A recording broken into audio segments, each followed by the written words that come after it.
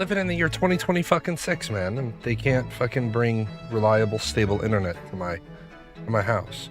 Actually, today's is our school district is completely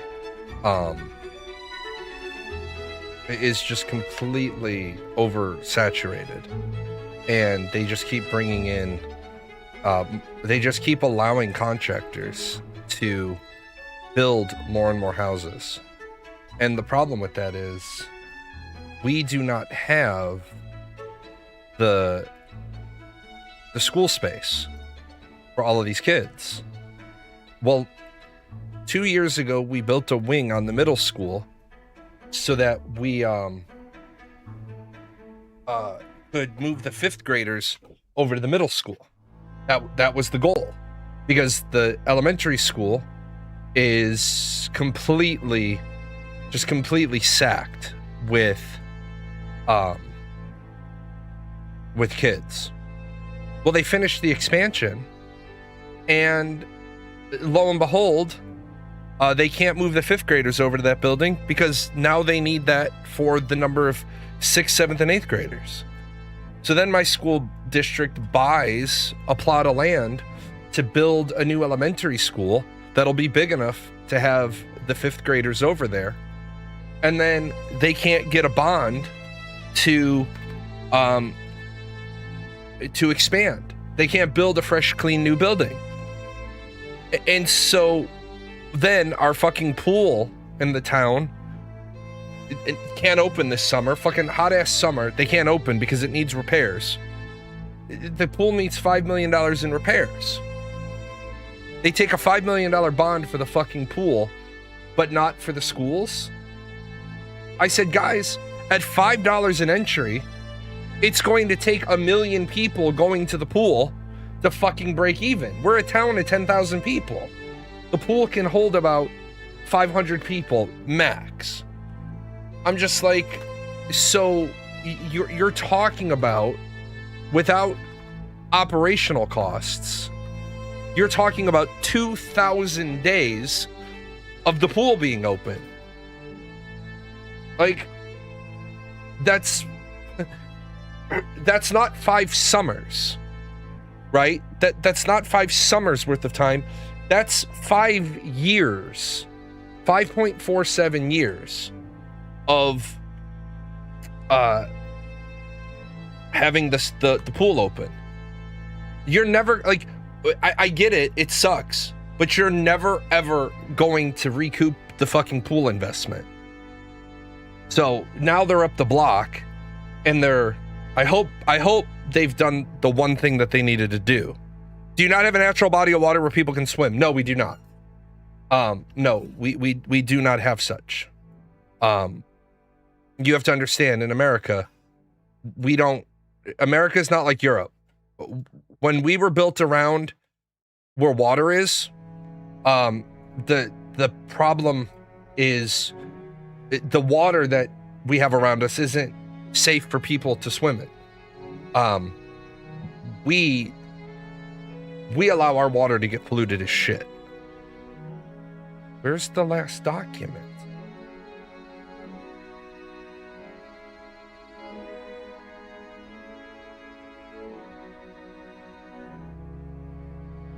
Okay.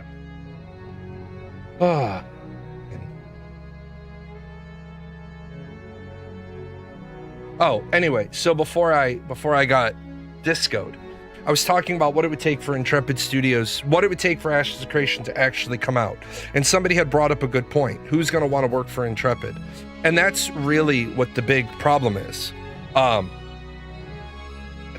really big kerfuffle with trying to have anything related to Ashes of Creation is who the fuck is going to want to come work for you.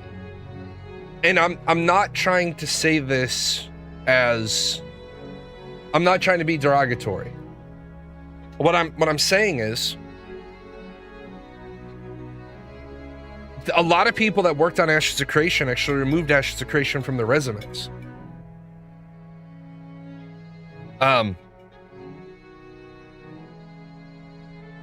You have an awful lot of people that can't get jobs. Who's going to want to work for Intrepid? You're not going to get the best and the brightest. So now what you have is you have a scenario where you have a great concept, but you have to go with third-rate workers. Well, this becomes correct, and are correct fast now. You can't put Ashes together in a year. I'm sorry, but you can't. So you can't. I'm sorry. This is correct. This is fast. This is cheap. If your goal is to make Ashes of Creation a reality on $12 million, you've already chosen cheap. And it seems like you want to choose fast. Well, you're not going to get correct. You could take it overseas and take it to an Asian game company. But you're going to get what you pay for. Unfortunately, let's talk about this staggering number. Okay? That's a fucking millstone and a half around your neck. So you take $125 million and you divide that by $15 a month. You need 8.33 repeating sub-months. Let's divide this by 36. You would need 231,481 average every month. Now, I know what some people are going to say. Well, Ashes of Creation would launch to 1 million people. Sure, maybe. Maybe. 1 million people. After a month, you have 500,000. After a month, you have 250,000. And after a month, you have 125,000. If you follow the rules for 50% loss a month for the first 3 months. Because this is 1, this is 2, this is 3. At 125,000, you are at a little over half of what you need. Ashes of Creation could scale down and still be really good. The combat for tag team is so good. No, it's not. Let's stop bullshitting. Let's stop that. No, the tab target combat for Ashes of Creation isn't very good. We need to stop saying that Ashes of Creation's combat was good. Saying that it was good it might get them to continue, but the fact is saying its tab target is good is a false. It did not have good combat. I'm sorry. What made it good?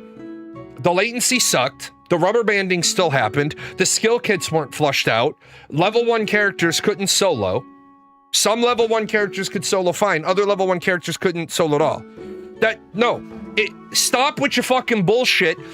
Adams, you represent the fundamental problem of the fucking game industry, why we get shit games. Your argument is this. This is what you're doing. Combat was good. And I give you 10 reasons why the combat was bad, and you say that's server issues. So if the server issues were always there, always present for every iteration that we ever tested, how the fuck can you say the combat was good if your argument against my 10 reasons is server issues?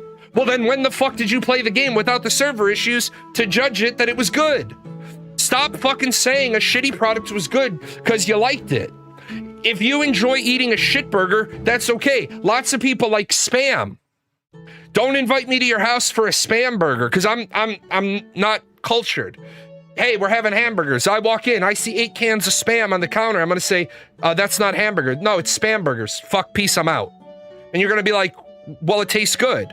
To you, It's not universally good. The problem is, I see people making these comments. Ashes of Creation was the best MMO on the market in the last 10 years. Fuck off. No, it wasn't. Fuck right off. No, it wasn't. Because 10 years ago, ArcAge 1 was still on the market. And if ArcAge 1 hadn't gone to total horseshit, Ashes never would have been a thing. You can't keep saying the combat in Ashes of Creation was good, get given 10 fucking reasons why it was bad, and say those reasons are all server issues. I'm sorry, does the combat not run on the server?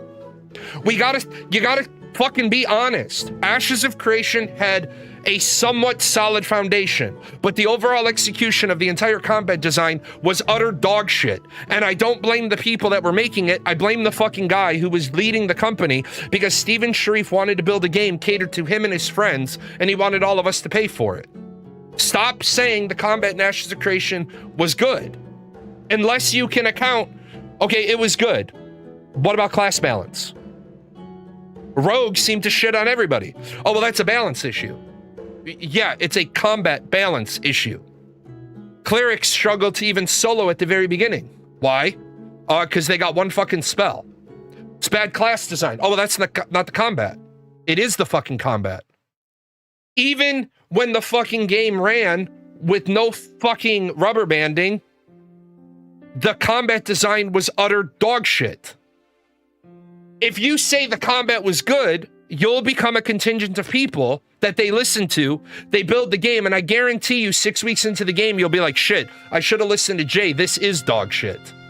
Our window of opportunity to get this fixed is gone because we said this was good. Good means don't change it. Good means you do not have to work on the combat system at all. Good means it's shippable.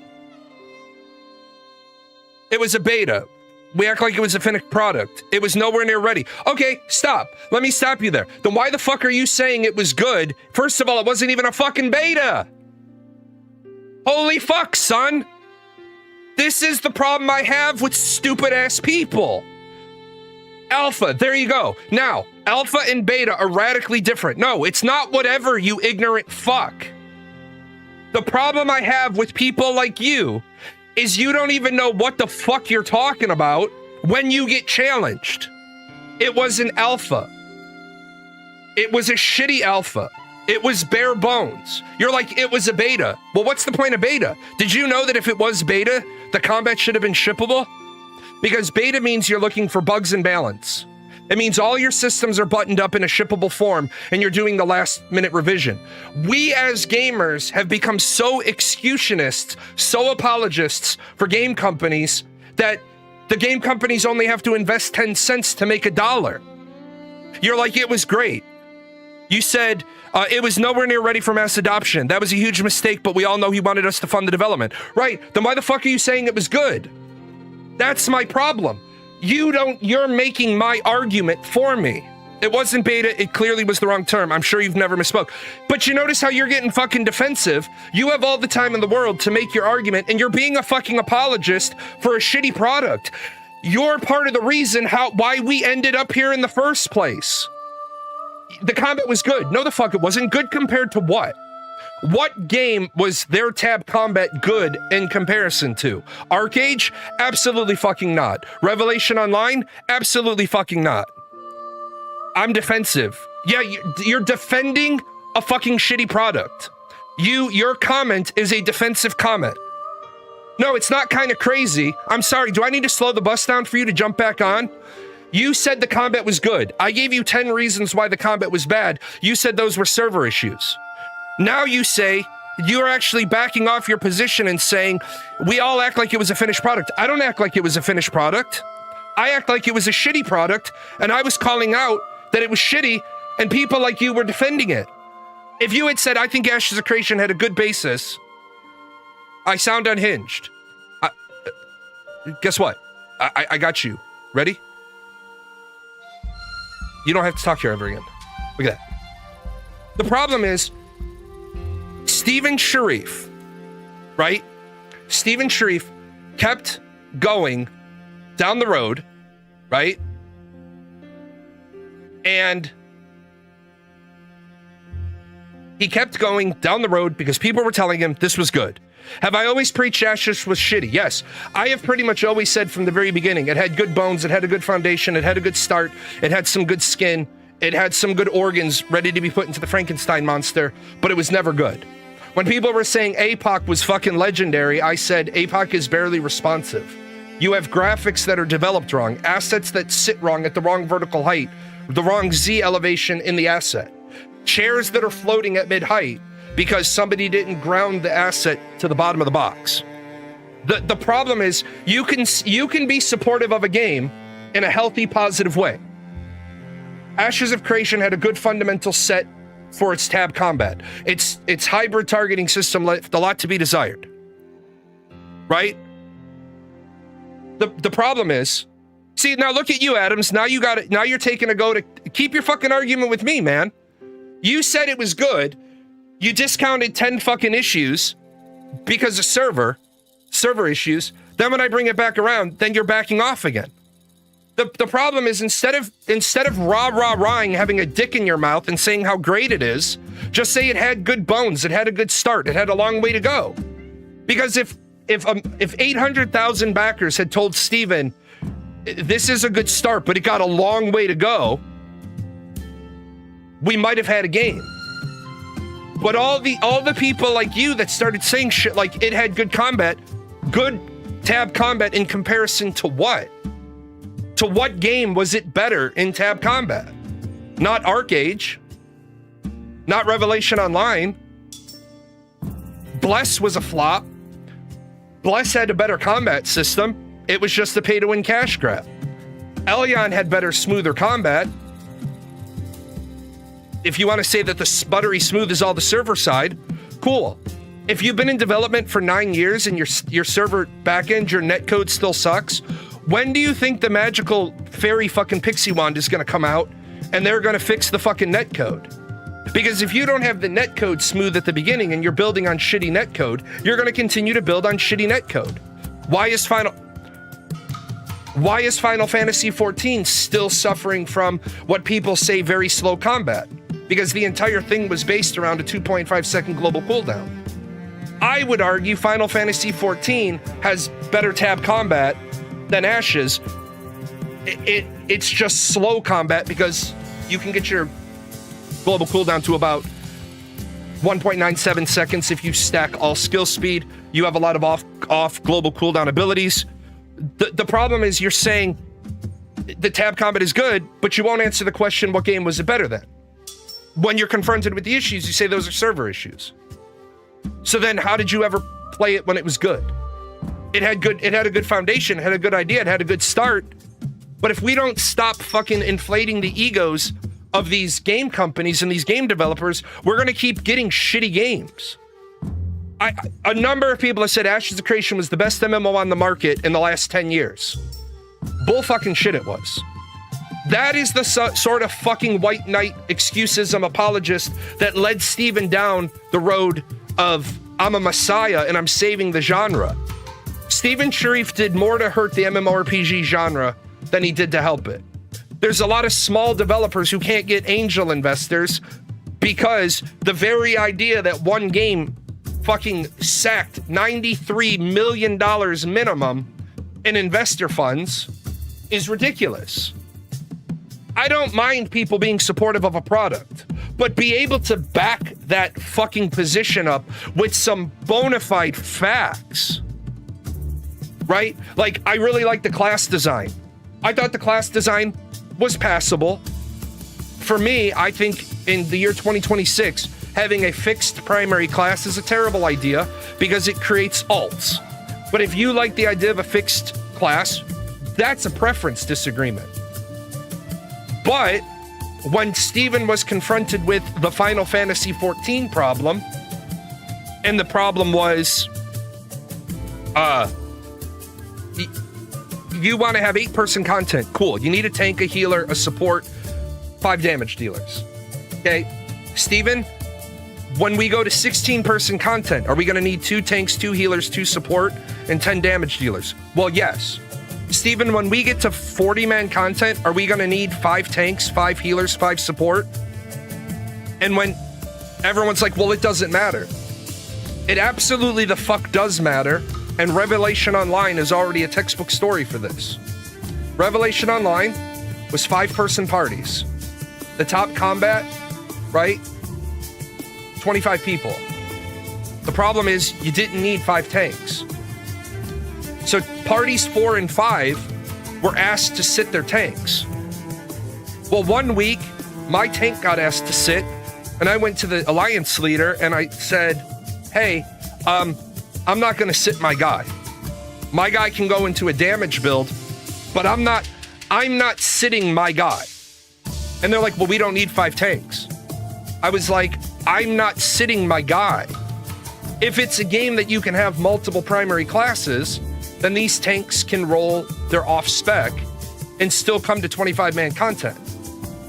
When it gets down to 8-person content, how are you really going to get organized parties when tank number 4 in a good size guild, the top guild, can go be tank 1 in a smaller guild for a time period, get geared, and then come back and replace one of your tanks? It's a shitty game design.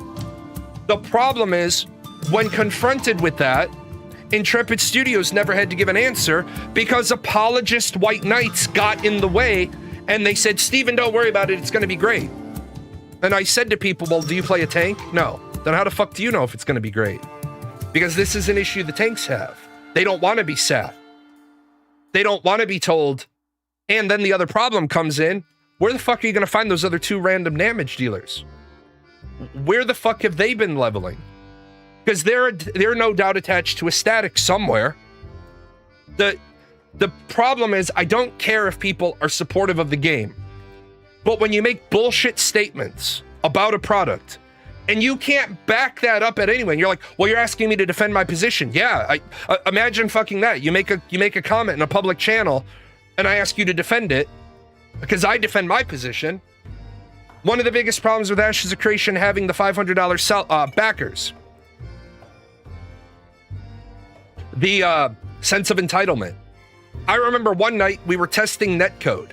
That was specifically what we were told to test. We were testing the netcode. 90% of the testers logged out because they said, this is a rubber bandy mess and I can't play. You're not supposed to be fucking playing. You're supposed to be connecting your machine to the game so they can get data. That's the fucking problem. They never had good testers. They had people that thought their $500 gave them entitlement to get the game they wanted, not the game that Intrepid was building. Steven shifted direction a number of times. And the reason why he shifted direction was because he was looking for the background, that he was looking for the supporters so that he could continue to build numbers so that he could continue to get money. Criticism isn't negative. No, criticism isn't negative. Criticism is a lot of the questions of why. Why are you doing this? It's why one of the strongest tools in the CPI toolkit is the 5 whys. I also don't want to sugarcoat the problem with just give it time. They were only in alpha. The deception is literally only what I am pretty upset about. See, the problem with saying they're only in alpha, they're only in alpha, they're only in alpha.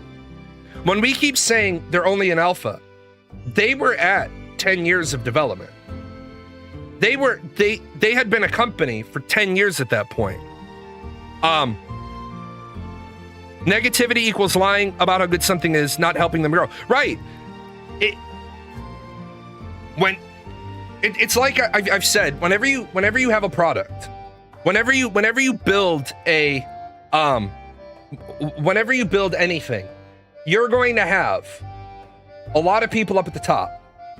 And these people, I know this is going to sound counterintuitive, but this about 5% of people up at the top, you really do not have to address those people. They're going to like whatever the fuck you serve. The next group of people you have, and then I see you over on Kick, the next group of people you have over here, you kind of have to listen and parse the yellow section.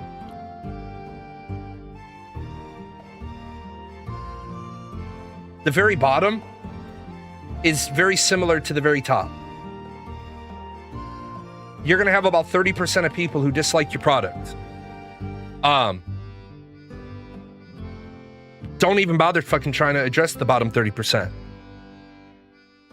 You said, you remember tanking in Final Fantasy XIV and Star Wars The Old Republic. You're absolutely right. It's a problem. They're only in alpha is a mindset that keeps you in alpha. You have to fix it at some point. Right. Final Fantasy XIV, what was the problem? 4-person parties, 8-person light parties, or full parties. Early on in the game. 2 tanks, 2 healers, 4 DPS.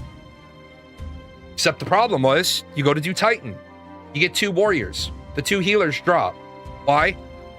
Because the balance was so fucking terrible. The warriors were like, fuck this, I'm out. Or the healers were like, fuck this, I'm out. Because I can instantly re-queue and get right back in, and I'm not trying to heal this shit through 2 warriors. Why? Because Titan, early on, year 0, you needed a paladin. Because it had more mitigation. Warrior is a dungeon, not raid tank. At the very beginning, Warrior was not even a good tank, period. Warrior worked if you had a white mage. Warrior didn't work if you had a scholar in the very beginning. Yeah, Titan in the early years was a pain in the ass. Now, you said I thought the world map and towns were so bad. It was a joke, really, looking back at it. The problem is, I was saying over and over and over again, the art direction of Ashes of Creation looks disjointed. You're showing singleton assets, and then when they're put into the world, they look like ass. Now, some people got mad because I was disrespectful. There's somebody working hard on this. Never confuse movement with progress. You can work really hard at something, and it can still be dog shit. The individual assets that J.C. Jenkins was making, they looked chef's kiss. They looked fucking amazing. To me, the assets were too high res. The background was too washed out. People didn't scale properly with the trees. Well, people say, well, graphics don't matter. Graphics do matter. Graphics cannot make your game, but they can absolutely break your game. Why am I playing a game in the year 2025 on a 3090 and it looks washed out like a game from the 90s? Well, that's the art direction they chose to go with. That's your excuse for them? Why don't you do us a favor and move the fuck to the side? If you like the art, shut the fuck up and move to the side. Because obviously, my point about the 5% of people that are going to love everything, if you loved Ashes of Creation's art direction, you were the 5% of people that are going to love everything. I thought the actual tab target needed work. I obviously didn't always target the right enemy, but I thought the combat felt good overall. I enjoyed the pace, I liked the spells and abilities, and I thought the game looked nice. I played a fighter, so that's my only point of reference. Again, it was an alpha, and I thought if they ever got it to the finish line, it had potential. Right, that opinion is shared. Look at how fucking radically different what you just typed is to what the fuck you started with. The tab target needed work. If the tab target needs work, the tab target isn't good. If it needs work, it's not good. It's a good start. It's a good basis. It obviously didn't always target the right enemy. If it didn't target the right enemy, how can you declare it good? If it doesn't target the right enemy, it's not even functional yet. So that needed to be the feedback. But look at how fucking... I didn't even have to move from my position yet to meet you halfway because I challenged what you said and you've radically changed your opinion.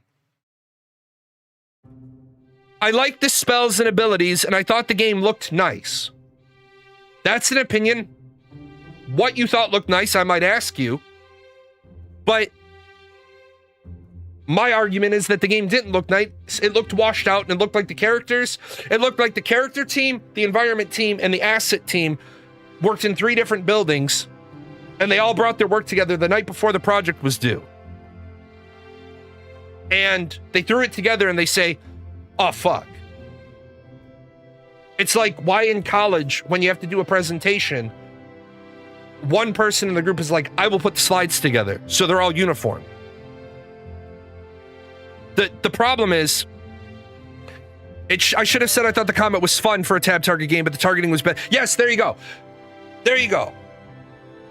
The combat was fun for a tab target game, but the targeting was bad and needed work. That right there pulls you right out of the apologist, excusist camp and puts you into a good set of feedback.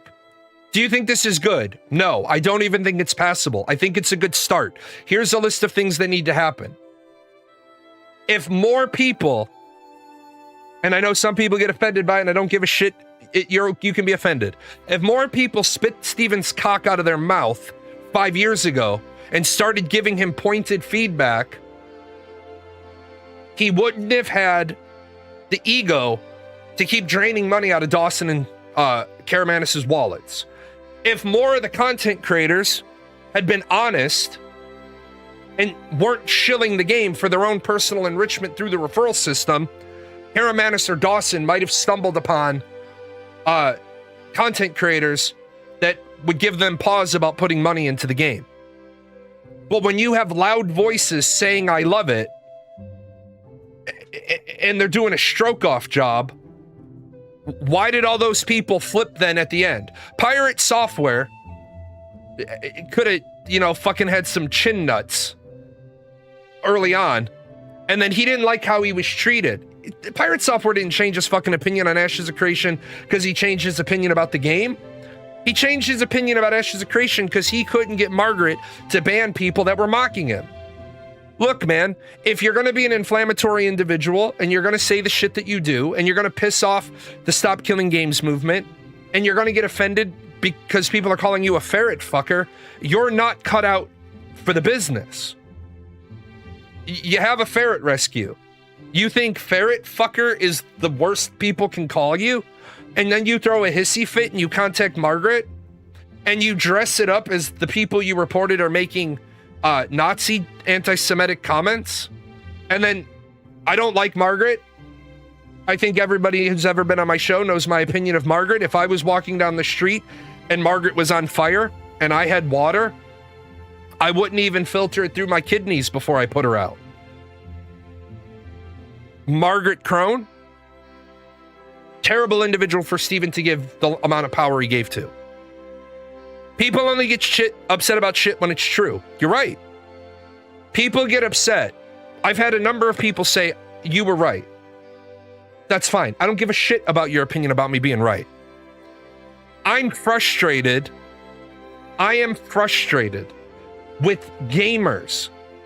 No, I'm pissed off at Intrepid, but I'm frustrated with gamers because we're never going to get a decent game when people make excuses. Look at what, and the talking point is, look at what Chrono Odyssey did. Chrono Odyssey brought a product to the market. The people hated it. They said, we're going back into alpha. We're going back into alpha. Capcom could make a good MMO. Blizzard could make World of Sanctuary. Square Enix could make Final Fantasy fucking 20. Riot is another one. Riot, fucking Ghost. What the fuck's his name? Ghost Crawler. They didn't like the direction he had laid out for their MMO, so they said, fuck it, reset, back to square one. Back to square zero. Disney had a whole new land planned out. And Disney's new CEO came in and said, you know what? I'm not satisfied. And what he said was, I'm not satisfied that you're satisfied with what we've asked you to build. Riot reached a point where they tested internally and they literally scrapped the MMO. Yeah. Palworld was getting an MMO. The MMO genre is so vacant that we're going to see some bullshit games come out just to fill the void. And what we need to be careful about is that we can't say shit like, it's good.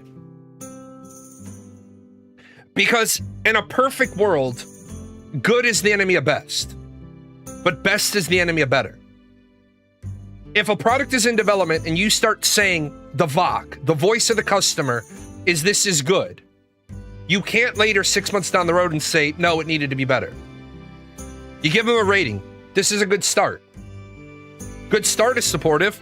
Hey, they think it's a good start.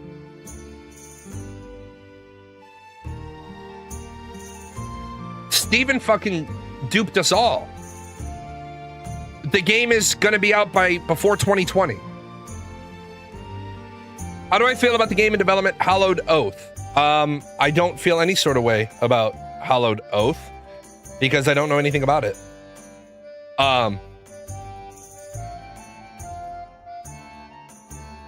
This has potential. I personally still struggle with going for best instead of better. Good is the enemy of best. Best is the enemy of better.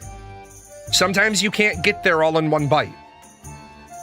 This is the best we can do right now.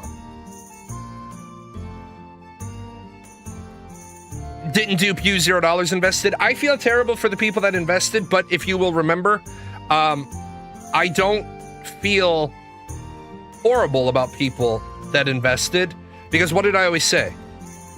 I already have alpha. This hasn't gone the direction I think it should. Let's slow this shit down. I'll test it. I'll show it to you. I'll showcase it. I'll answer your questions. Then you can put money in. A lot of people have told me they didn't put money in because I said I would show it. And I held true to my word. Every new testing interval phase, I tested it. I consider emotional buying to still be an investment, just not monetary. That is a very, very, very solid point. Even if you didn't put money into the company, if you helped support it, if you helped share it, if you brought people to it, you were bought in and it was an investment. Where I get really pissed off is at the lies. Intrepid Studios allegedly had 100,000 people with Alpha 1 and Alpha 2 access. But they only had 1.66 thousand people with forum accounts. Now, I know there's not a direct correlation between having a forum account and having a backers package. But you're telling me that there were 100,000 people with Alpha 1 and Alpha 2. And another 20,000 with beta access. Less than half of your backers have forum accounts? That doesn't seem very traditional gamer to me. You had 800,000 registered accounts on the original forums, but only 66,000 on the new ones. That math don't math right now. I'm not against people being excited for a game. Be excited for it. But don't feed them false hope. And then don't stand in the way. If we're going to use what Caspian at Soulbound Studios said about Chronicles of Valyria, anybody who has a negative opinion of the game is a harbinger of doom. Great. White Knights, get out of the way and let the owner of the company address the harbingers of doom. Let the fucking company address the concerns and the complaints and the feedback, because either A, the company can be like, have a Yoshi P who can stay in the batter's box for 10 hours and hit home run after home run and home run after home run, or you're going to have a company like Intrepid that hides behind its elite guard of White Knights and nobody can ever get a question into the company that's hard hitting. Margaret canceled my interview with Steven because the previous 2 interviews I did with Steven, I went off script. Because I was told by Margaret I had to submit my questions and Steven said, ask whatever you want. I think they canceled my interview because they knew what questions were coming And I will never set somebody up to be a chump. I will tell you what I'm going to ask. I might not tell you the exact question I'm going to ask, but I'll tell you the wheelhouse I'm going to ask questions in. My questions for Steven would have been like, how are you still economically viable this many years after supposed launch? I think what people forget is Ashes only made $21 million in sales. 21 million. That over 9 years, that's not a lot of money. Yeah, so instead they brought in a serial knee pad percher plagiarist. The problem we have is Ashes was a great fucking concept. And it was dicked into the dirt by a fucking donkey. Right? All he had to do, right? And this guy, he called me a fucking jackass, so this is my response to him calling me a jackass. Who's the jackass now? You pissed away upwards of $120 million. You hurt the fucking industry. The rest of this fucking court case, jibba jabba, is all them just destroying. Spencer Fein destroyed Steven's entire argument.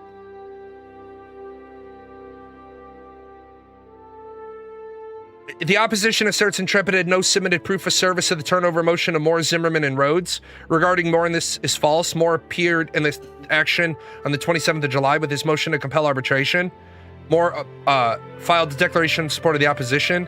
An appearance generally occurs when a party takes an affirmative step to participate in the action, demonstrating both knowledge of the lawsuit and an intent to submit to the court's jurisdiction. Moore has appeared in the case and has likewise failed to oppose Intrepid's turnover motion. With respect to Zimmerman and Rhodes, any issue concerning notice to them is immaterial. The assets at issue belong to the company, not Zimmerman or Rhodes. Should this court provide the requested relief, the turnover can be served to Zimmerman and Rhodes. Zimmerman is going, like, I say this completely honestly, just so maybe Jason can get it through his head that he's felony fucked, okay? You attempted to extort Intrepid Studios for money by saying you were going to charge X hundreds of dollars an hour for you to come up to San Diego to open up the storage locker to give Intrepid back their servers. But my understanding is you weren't in the state of California when you sent that email. Because you're not in the state of California, you used a telecommunication device in furtherance of a crime. Extortion is a crime. If you were terminated as an employee, either terminated, fired, warned, laid off, or resigned, you cannot go in to a server farm as a representative of said company and take the servers. Even if you try to dress that shit up as, I was acting in the best interests of Intrepid.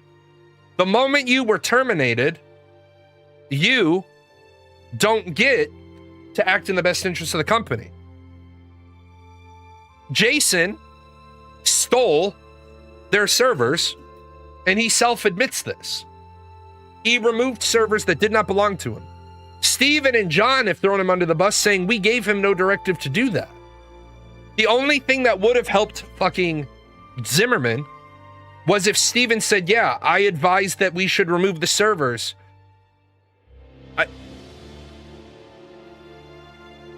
Steven threw him under the bus. I never told him to do that. If I was Jason's attorney, I would have said, look, man, just turn the shit back over to him. Eat the fucking cost. We'll try to fucking get you your money for the storage after we give them back their servers. That would have been the right thing to do. Give them back their servers, submit for repayment. And the thing is, they even offered to repay him for the cost he incurred for the storage locker. At this point, if Rob Dawson hired me to clean this shit up, I would contact Zimmerman's attorneys and I would say, I'm giving you until the end of the business day to reach out to me with a plan for when you're turning my shit back over to me. Because my 7:30 appointment tomorrow morning is at the San Diego Police Department. And I'm just going to file a fucking lawsuit. I'm just going to file a theft, and I have the evidence to start that. Fuck you.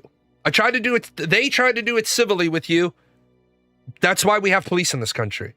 You stole servers. You took hardware that was not yours to take. Give it back, or I will engage the people authorized to do violence on my behalf to get my shit back for me. And then you can go to jail. Because remember, one server costs more than the felony level of theft in California. The problem that we're having as a game industry isn't with the game companies. It's with us. It's with the gamers. Everybody gets so fucking excited, they let enthusiasm race ahead of, rationality. People are like, it was only an alpha. And what? Do you know what the definition of an alpha is? Because there's a book over there on the shelf that tells me what the definition of an alpha is. We all know that what Intrepid put out wasn't an alpha. It wasn't an alpha because it wasn't in a developed enough state to be an alpha. Steven said, we're operating on agile software development and we're on 14-day sprints. No, you're not. Because you have continuous testing. So how are you on 14-day sprints? When you push 6 different builds in a 5-day period, you're not even following. Remember I talked about those 12 Ps. You're not even following the 12 Ps. Because if you're saying that your entire project management setup is on a 2-week sprint, then that would mean new builds would only be coming out. We're not talking about like emergency hot fixes, but we're talking about the reality is you have a pipeline, you have a process. The pipeline is how does the work flow? The process is what happens each time, every time, in what order. And the procedure is how do I do this task? Well, if you're working on a 2-week sprint, then that means for this 2 weeks, your testers provide feedback.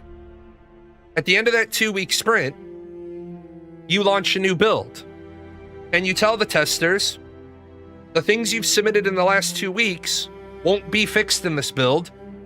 This one fixes all the shit you put in a month ago. And you take this list, you parse it, you turn it into tasks, you turn those tasks into deliverables, you take those deliverables and you turn them into a statement to the testers. Of the 743 things that were logged, 643 of them have been eliminated because they're just not actionable items right now. The remaining 100, 75 are routine things, we'll get those fixed. Of the remaining 25, 10 warrant talking about. That's what Steven's live streams should have been. He should have been, this is the feedback, this is the answer. Not this is the question, this is the feedback. Your feedback has been that clerics don't play well at the very beginning because clerics start with only one spell and it's not really conducive to help them. Clerics end up picking up a wand and wanding the shit out of goblins for 2 hours. Well, we don't know how to fix that. Nothing says every class has to grow at the exact same rate. If clerics get a healing spell at 1 and a damage spell at 3, because everybody else gets a spell at 3, nothing says you can't give the cleric their healing and their damage spell at level 1, and then the cleric don't get shit till level 5. There's nothing wrong with that. Balance doesn't mean everybody grows at exactly the same rate. And for the people that said the combat is great, my response is, well, how do you know? Because we can't even get a solid answer out of Steven about, like, remember, one of the big things they changed was they dropped from 4 armor classes down to 3. Well, Jay, how does that make a difference? That makes a huge fucking difference. Because if you follow the standard 3 armor sets, Plate is good versus physical, cloth is good versus magic, and leather is kind of good at both and really not good at either. They dropped whatever was between leather and plate. Medium armor is what it was referred to in the earliest iterations. Yeah, let me explain where we are in development. Not, let me show you this Gish Gallop and sell you a $500 package. Right.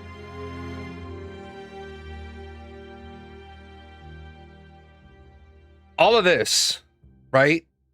All of this is a response to Steven's bullshit.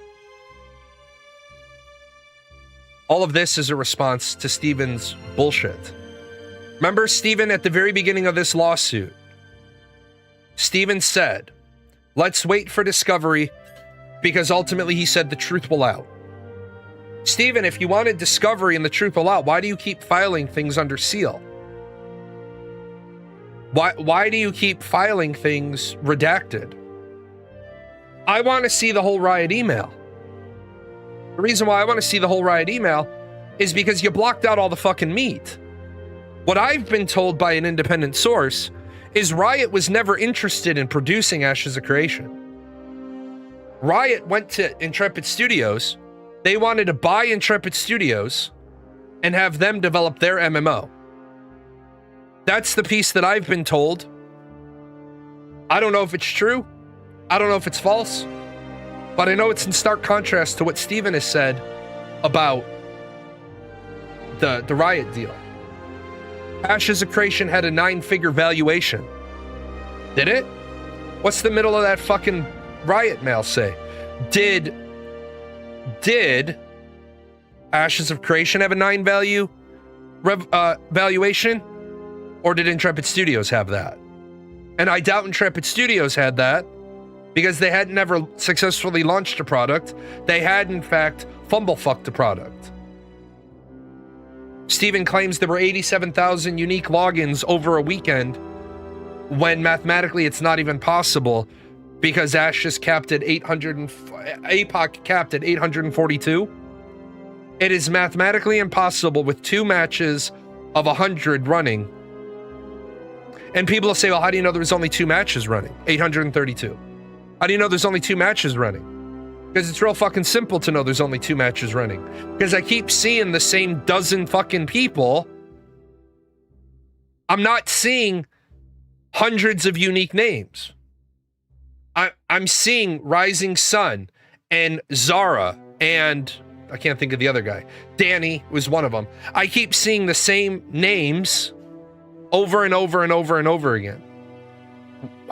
If I'm going out in the first 25 and I join another match, when I go back to the 3rd match and I get matched with the same people that go out in the first 25, that means there's only 2 matches running. I'm either with the people I played with last time or I'm with Group B.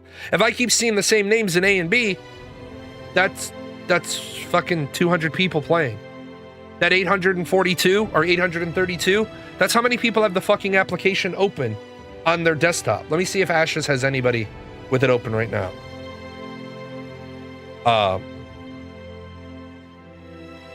Only so much I can fight against the Jumpy Z using catfall boots. Right. Z was great. Alluring was great.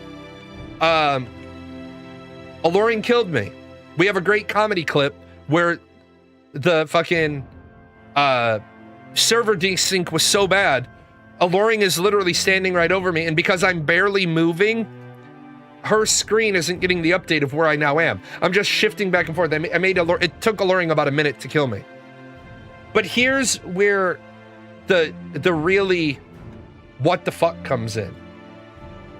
Right here. Who the fuck has got Ashes of Creation open? There's not 3 people logged in. Remember, Steam chart tracks how many people launched the game from Steam. They're sitting on the fucking... They're sitting on the fucking, the login screen. 34.30% negative. How are you going to recover? Steven and the two people that took those assets without permission. Probably. The issue here is that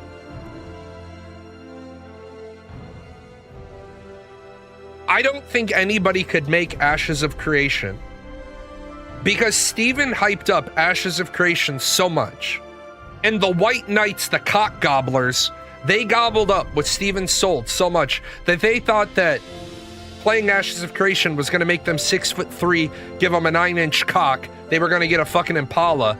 You're right. Instead, they got a pile of shit. Now, I'm fortunate. Fortunately for me, what did you miss? Everything. I'm out $2,000 for my Steam account, for my two Ashes accounts. My account, I put about $1,200 in to support the game. My wife's is about $800. My wife is incredibly good at testing games. I happen to keep buying shit because I wanted to support the dream. I'm a fucking idiot, but it is what it is. But I'm fortunate because in my time doing Ashes 101, the company made $33,000. That's why PGN Music has like 900 tracks on it. And now PGN Music is getting about 1.5 million plays a year. So it's starting to catch on its own. If I hadn't dumbfucked the taxes last quarter, I would have gotten some albums into production. But I gave the government $2,000 when I owed them $200. You ever try to get your fucking prepaid taxes back? Doesn't work too well.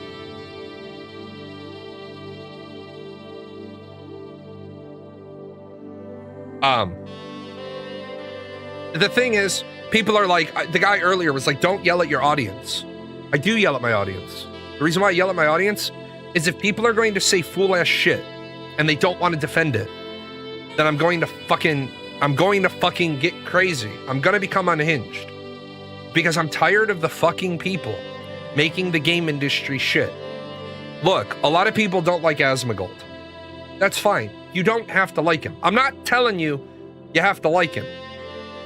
But what I'm saying is, when Asmongold is routinely the #1 English MMORPG streamer,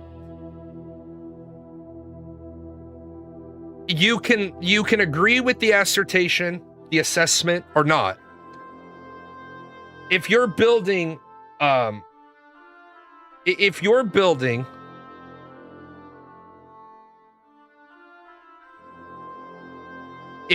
a game and you want to exclude the guy who can, the judicial estoppel. If you're gonna exclude the guy who can pull 100 to 200,000 people live on Twitch and whose videos can get upwards of 5 million views, you have to think to yourself, you don't have to like him. You do have to respect the fact that he owns a massive part of the interest of the community. I'm not joking when I say this. If I was building an MMO, I would invite some of the biggest streamers I would pay for their plane ticket. I would pay for their hotel room. I would pay for their meals. I would tell them, whatever you want to record, we can give you the footage of your play test here, right? We'll give you the footage you want to take with you. We're just not going to allow you to stream from inside of our box on this test. But to get the footage, you got to do the outbrief. Have them come in, talk to them, explain everything, have them sign their NDAs, go test, give them their footage, do the out. What do you think? What suggestions do you think we have? The reason why is because if Asmongold says something is good, 500,000 people on the internet agree with you that it's good. If Asmongold thinks it's bad, 5 million people on the internet think it's bad. Even if you don't acquiesce or concede to everything he wants, if you have a real good sit-down conversation with him, make him feel like he's part of the process, and making the Asmongold character isn't a way to make somebody feel like they're part of the process, he's going to speak highly of your company. He's going to say, look, I don't necessarily agree with the direction they're going, but I have a sit down. I understand why they're doing it. If you can get him to change his narrative from this sucks,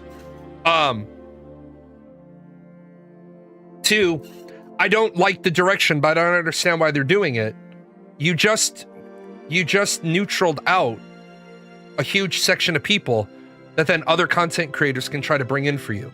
I don't know if you saw the last Asmongold Ashes stream. Asmongold was shitting on the game. He was shitting on Ashes. Steven flashed something on his screen or said hi to him or something, and Asmongold was in the middle of a rant, said, oh, hi, Steven, and then went back on his rant. That's dangerous as fuck. I don't see a world where Ashes of Creation can get made.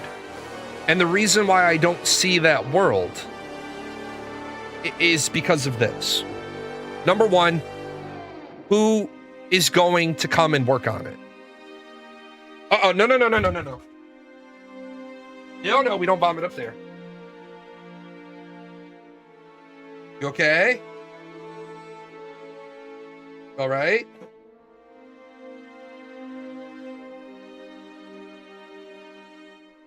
I don't need a cat vomiting into my radiator on my PC. You all right, buddy? Okay.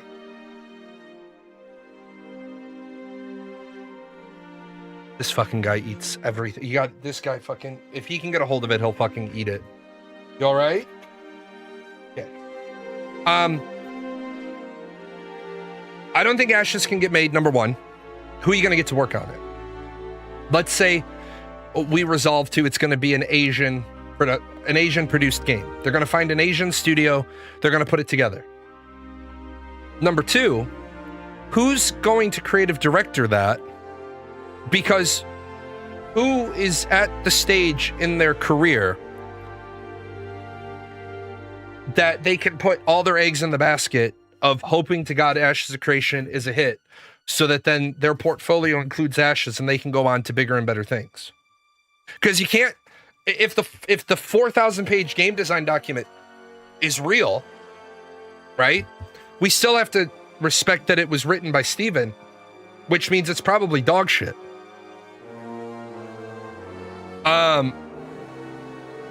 Truth be told, I'd rather play Vanilla WoW than Ashes. I'd rather play Warcraft 3 custom maps of RPG than Ashes. It was just poorly made. Right, it was poorly made. Like, for example, now that we see all the lawsuit stuff, Steven calls APOC their Fortnite. You call it their Fortnite because he was expecting, Steven was legitimately expecting APOC to make them enough money to fund the MMO. APOC could have made them enough money to fund the MMO. But Steven was clearly already desperate because Steven took loans that were costing him equity. APOC was a fucking brilliant idea. APOC was such a brilliant fucking idea that if I ever had the money to start a game company, my end goal would be to build an MMO. Well, what would I start with first? I'd start with a collectible card game. And then some sort of MOBA or some sort of BR.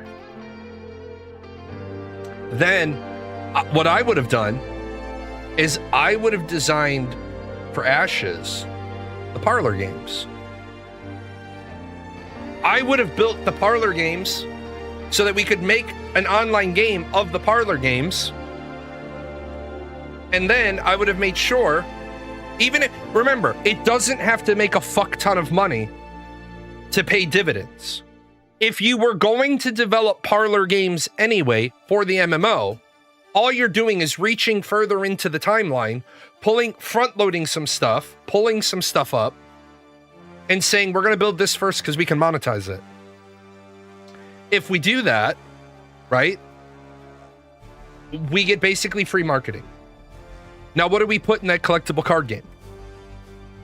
The ability for you to log into Steam, Ashes of Creation parlor games, and be matched against people in the MMO. When you're in the MMO and you click on the button to go to play parlor games, you're actually playing against people who are in the MMO on other servers or out in the other game. You build a battle royale that introduces you to the lore. Camelot Unchained with Ragnarok Online attempted to do this, but again, they did it shitty. They did it desperate. Let's see. Steven pissed him off bad. He would actively work against Ashes just out of spite. He hates the idea that he can't play video games anymore because people harass him constantly because he's a big name.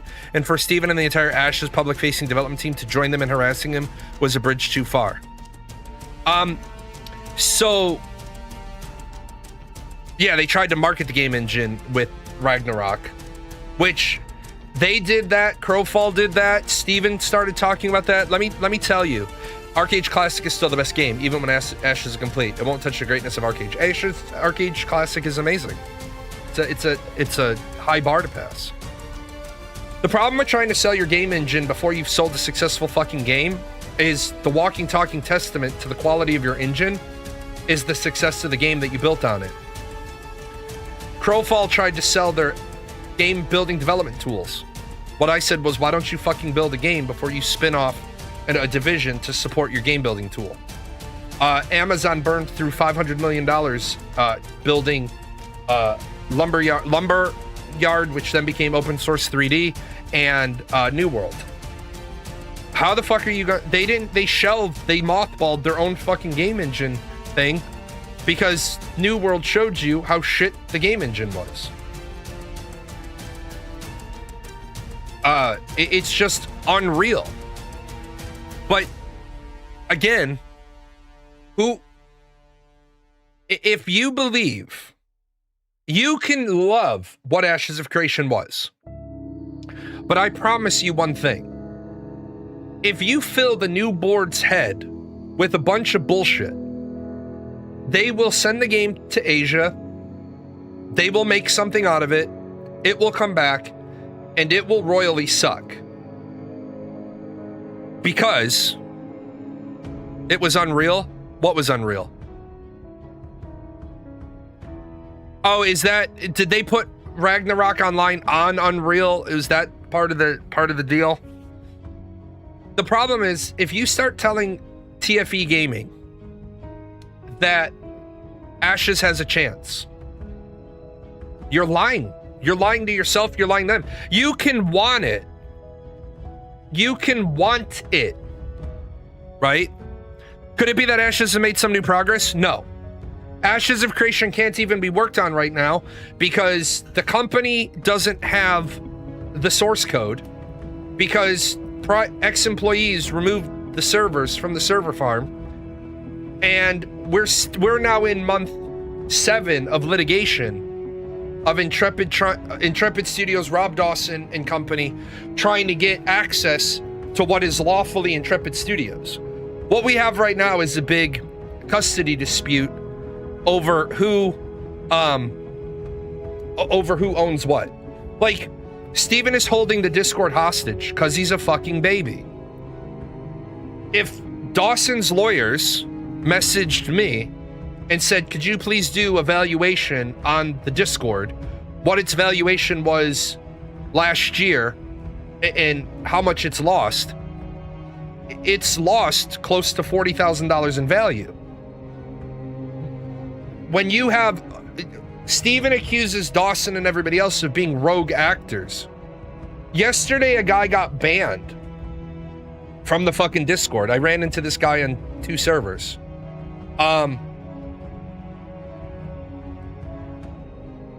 He got banned,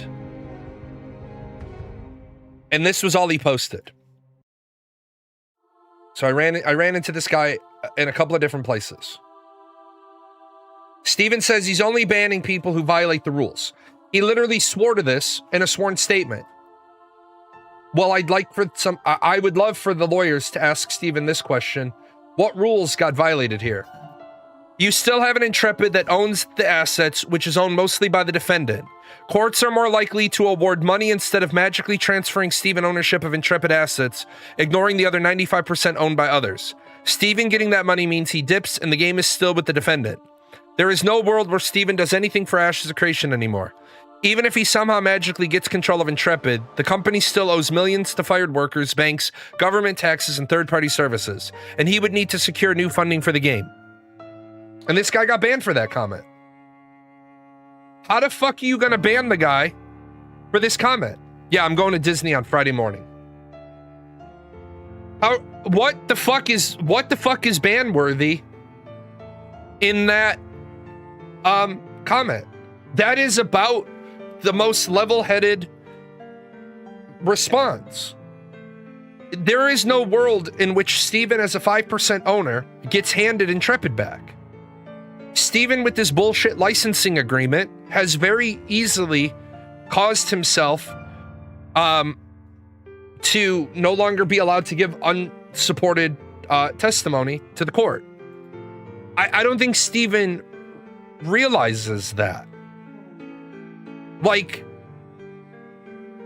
the courts can turn around and say, according to the Federal Rule of Evidence number 608, your truthfulness has been impugned. Therefore, the judge can literally say, unless you can produce a document, an artifact, a substantiating piece of evidence, I'm not going to believe anything you say. You said you owned ashesofcreation.com. You own Ashes of Creation, the trademark. You filed a form and a sworn statement with what looks to me, again, this is an opinion, a journalistic freedom of press opinion. I don't believe that the document that they submitted for the licensing agreement was signed in 2023 or 2024. I don't believe that. And the reason why I don't believe that is because they said that it was signed by all outstanding shareholders. I gotta bring that one up. They literally said it was signed by all the outstanding shareholders. Jason Karamanis' signature isn't on that. And we know for a bona fide fact he was a shareholder at that point. Don't need this one. Is it this one? Okay, so what did Steven say? On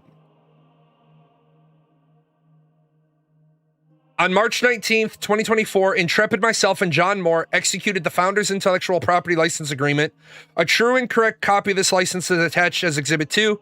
Intrepid executed separate counterparts through John Moore as president and Thomas Alakazin as director. The transaction was approved by Intrepid's entire board of directors and by the holders of all outstanding shares at the time. No, it wasn't. No, it wasn't. Because Jason Karamanis, his first loan agreement stated, if I am to become a member of the board of directors, you take my money and I am to become a member of the board of directors. We also know that in 2019, Jason converted shares of stock into, he converted debt into equity. This isn't like a maybe he did it, maybe he didn't. We already know that he did. We also know that from Steven's own email account, he sent a capitalization table, right? Steven took the first loan for Intrepid Studios in 23 February of 2017. We know for a fact that Jason converted his shares of stock. So I don't know why Steven would continue to lie about shit. But what's really, really bad for him is he's now lied on a sworn statement. Where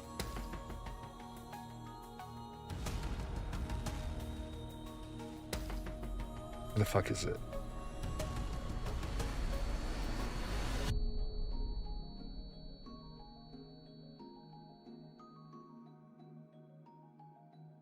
this is, I'm sorry I don't have the other document right in front of me. This is from my notes. This is the redacted one. But Steven knows that he got this email from another court case.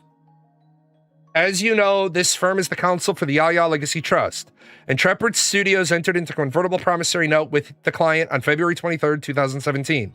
This is dated March 5th, 2019. This note was amended in March of 2018. Please see the amendment attached hereto as Exhibit B and fully incorporated herein by reference. Pursuant to the note and amendment, the client now formally gives you notice that it has decided to exercise its conversion rights in those documents, such that as the date of this letter, Yaya Legacy Trust is now 4.4% shareholder of Intrepid, with such stock being preferred stock of Intrepid and having a full anti-dilution provision at the valuation of Intrepid as of February 23rd, 2017. And then, on August 21st, 2019, the corporation agrees to sell 53 of its authorized shares for 5.3% of the company. So how the fuck does Steven say that all the outstanding shares were applied? It's just like, seriously, what the fuck are you doing? So then you said this, right? And then here's your document. March 19th, 2024. You tried to claim ownership of shit that you don't own.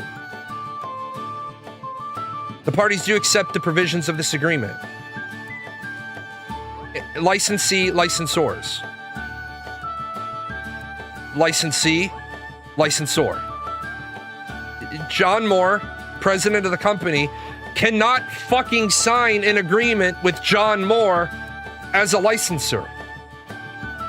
You can't stand on both sides of the table unless you do this crazy fucking thing called get your shit notarized. If you have to act as both people in a transaction, then the only way that you can prove that you signed at the date you did is by having an independent notary say, yes, this was signed on this date. Or you have a company. What is the purpose of this streaming? What is the purpose of your bad English? If you're going to be rude, I'll be rude right back. Trust me, man, do not play the who's the bigger asshole game with me. I am the 10-time gold medal champion of the fucking planet Earth at being the fucking asshole. Come in, be polite, be respectful. If you want to be a fucking joke, your lifespan is about 10 seconds. The point is, I'm catching people up on legal paperwork that was filed last night before I go out of vacation. That's the point. It's not like I trust that you knew which channel you were coming to because you clicked a series of buttons to get here.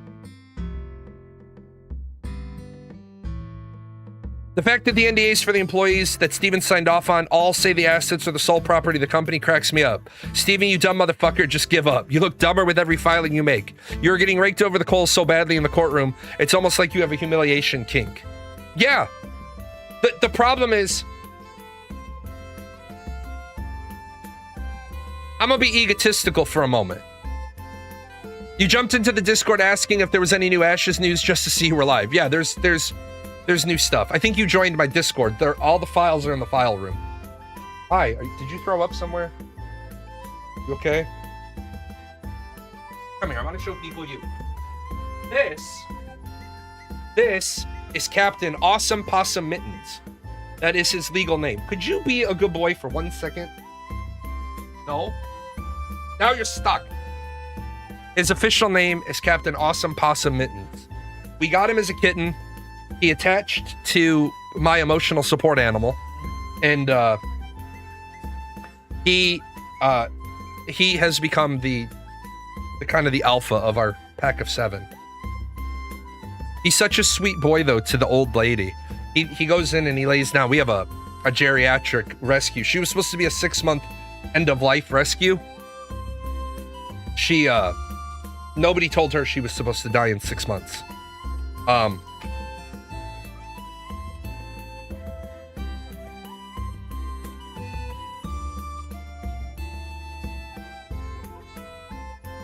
But he's a good cat. Is there a play here for Steven, or is he grasping at straws and his lawyers are happy to take his money? This is a great fucking question. There is no play here for Steven. The reason why there's no play here for Steven is I've said it, and somebody made a hilarious picture about it the other day. Steven has, without a doubt, my armchair personal opinion is that Steven has narcissistic personality disorder. A lot of people have it. I don't think Steven can comprehend that he fucked up.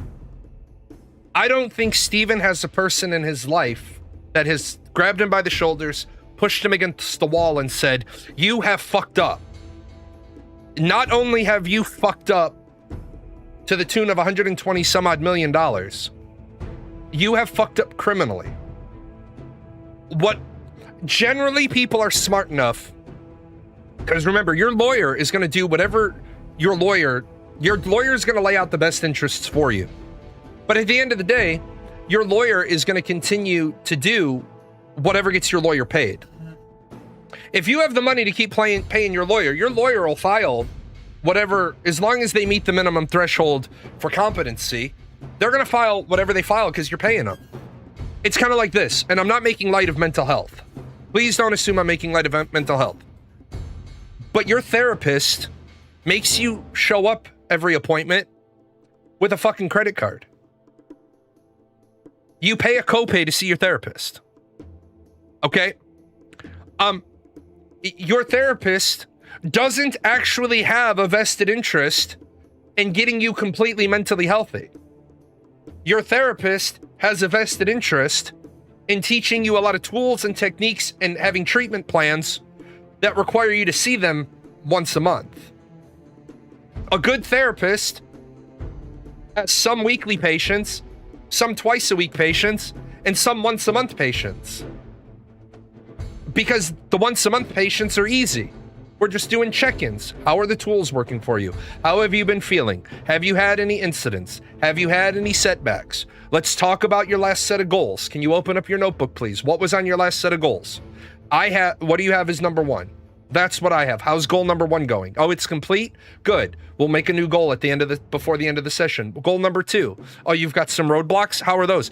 That's a fucking therapist. They have a vested interest in keeping you hooked on the fucking therapy tit. Steven's lawyers, if they get paid, yeah, they'll file whatever you want to file as long as it meets jurisprudence, as long as it meets the threshold of rationality. They're not going to file something that could get them sanctioned. The way the dude acted during Alpha 2, he wanted to be the god of his game. He acted like a narcissistic douche most of the time. We just coped under it being quirky or passionate about the game at the time. Right. Is there any way that Steven could minimize the damages for himself? Okay. If I was in Steven's shoes, I would never be in these shoes because I don't rip people off. I'm not saying I never fail. I'm not saying I've never failed at a business venture, because I have. But that's the nature of business. I'm kind of like Leonardo DiCaprio in Wolf of Wall Street. I'm not asking you to judge me by my winners. I'm asking you to judge me by my losers because there's so few of them. I make mistakes just like everybody else, right? I make mistakes. I fucking derped a $60,000 stock transaction. I make mistakes. Everybody does. I blame myself. I didn't have an Ashes of Creation Kickstarter. Why? I was retiring at the time. Put it on my Discover. Discover is a valid credit card. Discover is not a credit card Kickstarter takes.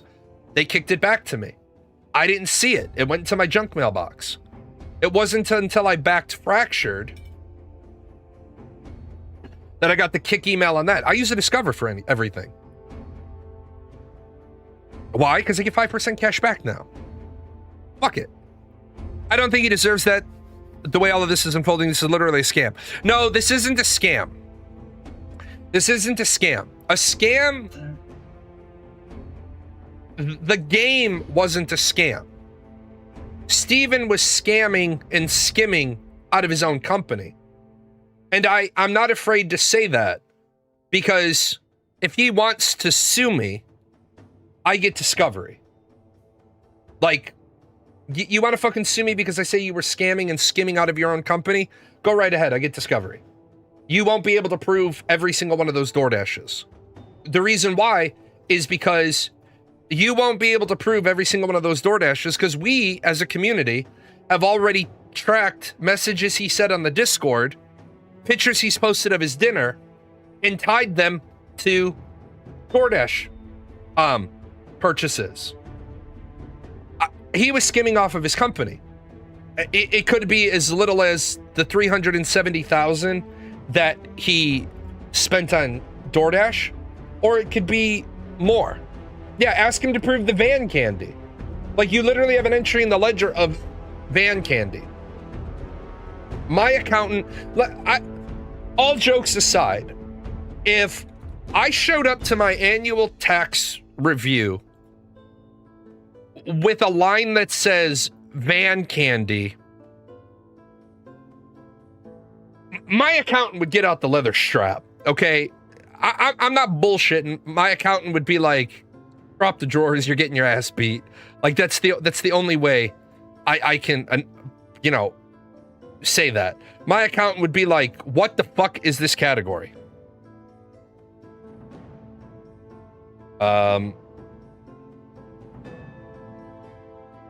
So, like, the big one, if Steven doesn't like me saying there was some skimming and some scamming coming out of his company, that's fine, he doesn't have to like it.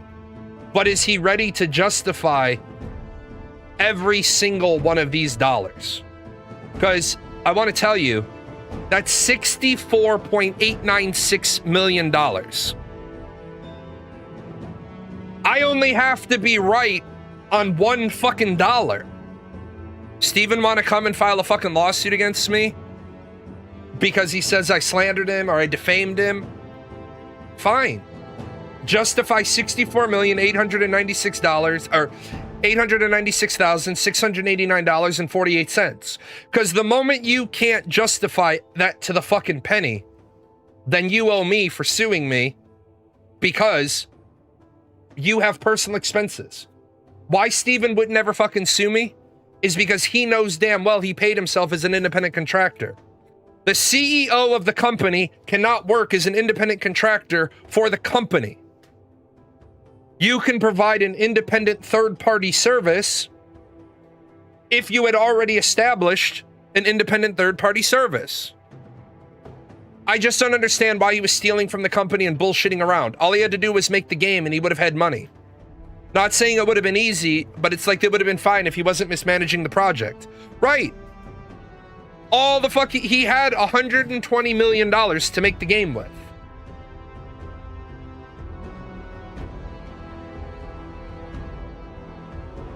I know John Moore isn't a CPA. We know John Moore isn't a CPA in any of the states we've checked. I don't want that motherfucker to be like a registered CPA out of like Nebraska or some shit. All I know is he's not a CPA that we can find out of Virginia, Nevada, or California. I think we checked Florida too. The game wasn't sure. I mean, it was being made. We were sold on a project he had promised to be self-funded and not have any outside control. The product here, the game, was a sum of not just the game, but the way it was being made. Once one half of the product, the method it was being developed or sold on, was revealed to be lies and deception, it made the entire product a scam. Him buying himself a mansion, which I'm sure was as much to show his state of wealth as success, to continue that deception of self-funding. Yeah. Okay. Over the years that I've owned my little tiny piddly ass streaming company, PGN Incorporated is a corporation. I make sure to tell people, your guys' tips, bits, Prime subs, Patreon, all that, listening to PGN music over on Spotify, none of that money comes to me. And I say that because, number one, I don't need your money. I can live my life on my military pension. Number two, I do have a goal. Like, I have the plan. If I ever did crack the ceiling of streaming and I was making Asma Gold level money, I have all the paperwork and the planning for the PGN charitable organization because we would be, you know, disaster relief, doing shit like that. These people that are in terrible situations, we'd be helping people's lives. By helping their lives, we would know their story, we would tell their story, it would make money, it would refill the pool, we help more people.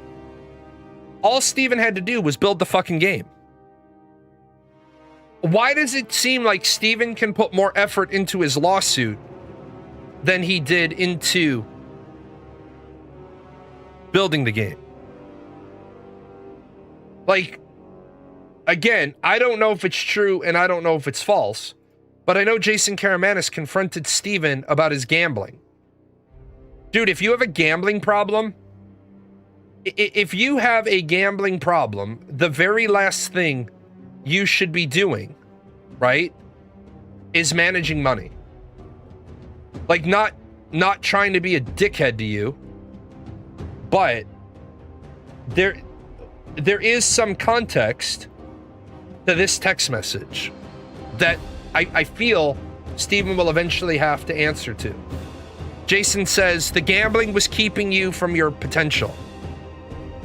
Steven says, my mom is brilliant and strong person who taught me a lot.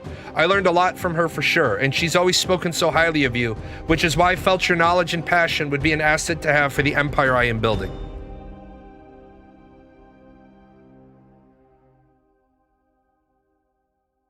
You feel bad for the project, not a single shred of sympathy for Steven at this point. Looks like he single-handedly nuked the server. Yep.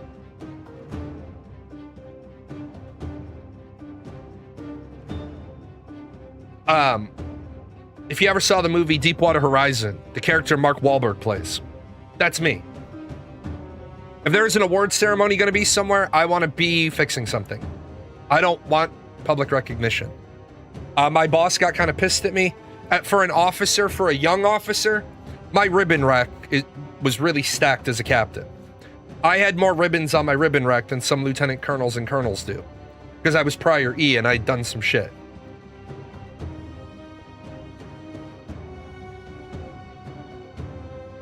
So, that's a fairly in-depth ribbon rack for a captain.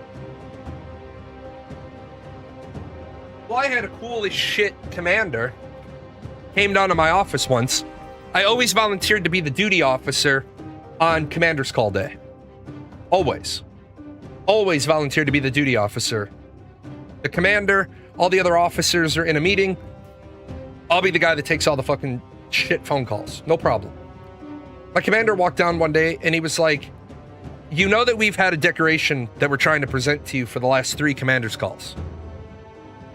Just toss it in my inbox, sir. I don't need to get up and have you pin a fucking decoration on me. I did it once when I got my first achievement medal. I did it a second time when I got my first commendation medal. Right? I don't even have all of mine on there. I stopped putting them on there. Because I was like, fuck it. I'd never wear my blues anyway. And I didn't take my retiring decoration because I didn't want to fucking write my own decoration.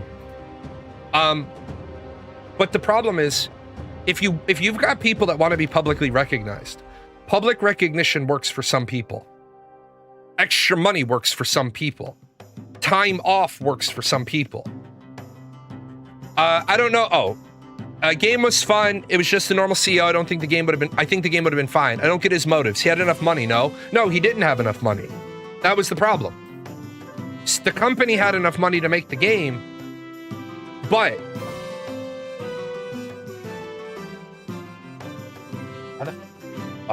Steven didn't have enough personal wealth. We can't find anything that shows Steven has his own personal wealth. In fact, his older brother literally says, my relationship with my younger brother has mostly been me giving him money. But there's the issue. He never had any experience with game dev or being a creative director before going into AOC. I've always said the motherfucker using this as a learning opportunity to how to do the job. He needed to step back and let the actual devs he hired cook. All he needed to do was keep the DNA and the general direction of the game alive. Yes, that's what needed to happen.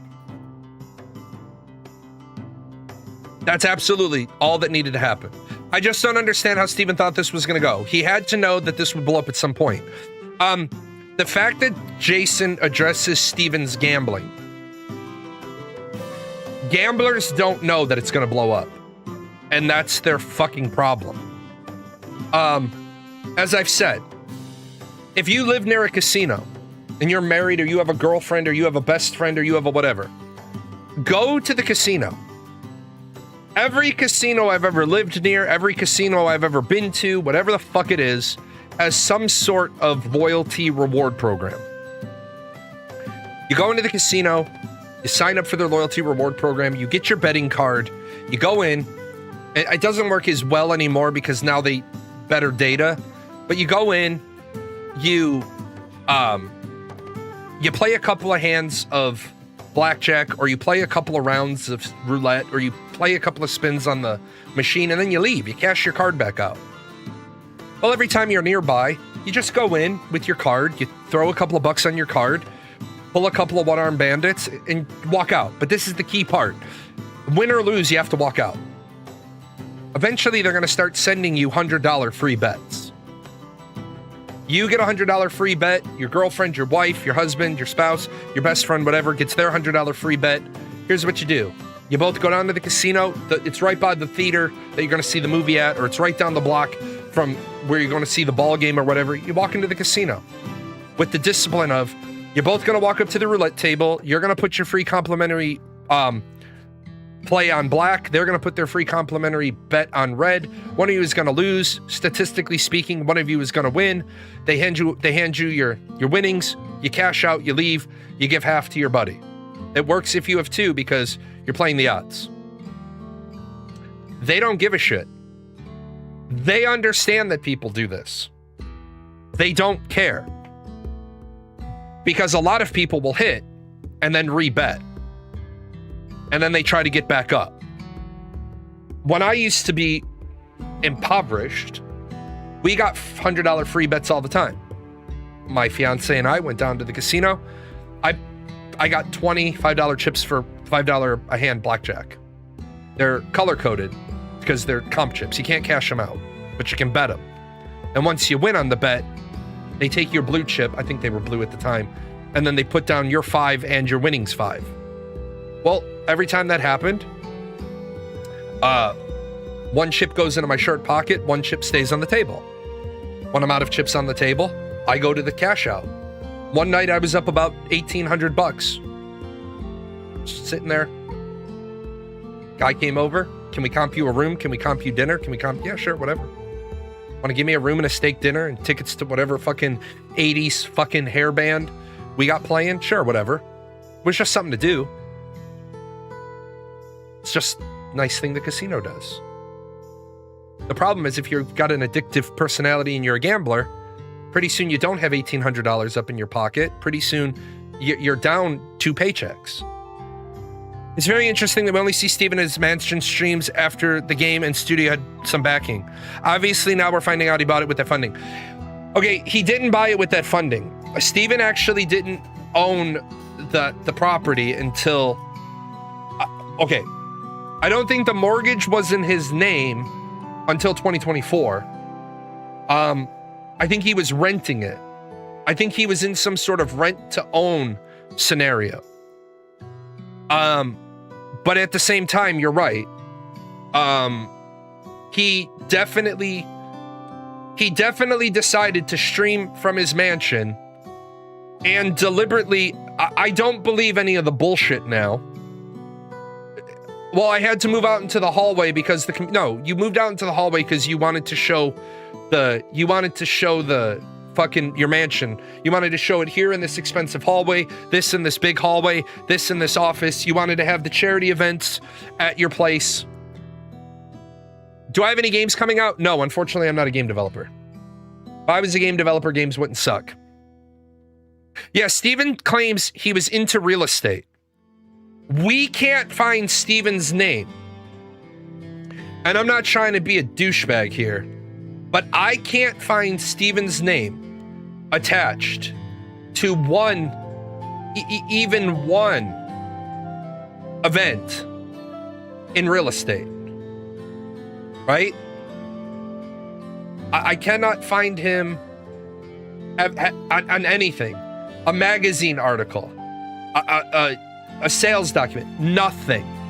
But I can find 10-year-old shit where Steven was in multi-level marketing. Again, I'm not saying he wasn't in real estate because I can't exhaustively prove he wasn't in real estate. All I can say is numerous people have deep dive attempted to find him in real estate, and nobody has been able to. Not one fucking person. Not one iota. Nothing. We found his wedding. We literally found the dude's wedding photos. Yeah, we can find the brother. I think I'm sure that one of the things people always tell me is you're never going to be a popular streamer because you go off the fucking handle at your own audience. Yes. Yes, the fuck I do. I go off the handle on my own audience because I want my community to understand that the bar of bullshit in my community is way the fuck high. If you're going to say, I think Ashes of Creation was a great game, be ready to defend that. Will the winner of the core battle keep making ashes? I assume it's dead no matter what, so I'm not sure what the winner actually gets. That's a great question. I'm glad you asked that one. What the winner gets is control of the assets. Now, is there $120 million worth of assets nested inside of Intrepid Studios? Absolutely no, the fuck there is not. There is not. There is not enough for Rob Dawson and Jason Karamanis to carve up, right? There's just not enough left there. But Rob Dawson obviously wants to recoup whatever he can recoup. I think legitimately there might be about, without exaggerating, there might be about $10 million worth of assets that Intrepid could divvy out. The thing that I was talking about earlier, and then I'll get to the other one. So Steven said that he was big into real estate. I just want to remind people that the internet is fucking forever, right? So I can find this from 2012 where Steven is the number 4 in top MLM field leaders in the world in 2012. And they were voting. This was a vote. There were 47,000 votes and Steven and Sharon were number 4. Obviously, there were a lot of people then supporting their Zango. I've never found him in real estate. And I know that it probably irritates him to no end, and that's tough shit. I don't care. I don't care if you're irritated with me, because you fucking lied to my face. Sharon and Steven Sharif, Zango, $350,000 a month. Look, if you were never in real estate, don't say you were in real estate. Just say you were in multi-level marketing. You say you were in multi-level marketing, we can fucking work with that. On a different subject, what are your thoughts on where this could go for the future? Would Ashes of Creation be more likely to get sold to another studio to finish? I can't see the current owners with the millions they've invested moving the files into the recycle bin. I think the AOC assets and the IP still has to be worth something. It's worth about, in my opinion, 10 million. I think that they could take their assets, they could put them on the Fab store, which is the Unreal Engine store. I think that they could put the assets into that store, and there would be companies that would buy them to use them in their games. Beyond that, I don't want to be insulting to my source inside of Intrepid, or former source. My source inside of, that was inside Intrepid. Allegedly, dynamic gridding works. Allegedly. I don't believe it. But a lot of my I don't believe it is due to Steven Sharif overselling it and under-delivering it. The problem is the dynamic gridding isn't in a state where it's a shippable product. So, that assumes that the state feds don't sell it to pay off penalties and taxes. That is also a very good point. No, you haven't been on the test that they triggered it manually, because the person inside of Intrepid told me all of Steven's bullshit was bullshit, and it wasn't ever properly implemented into a public-facing build. That's just as real as I can be. It hadn't ever been properly tested by the community.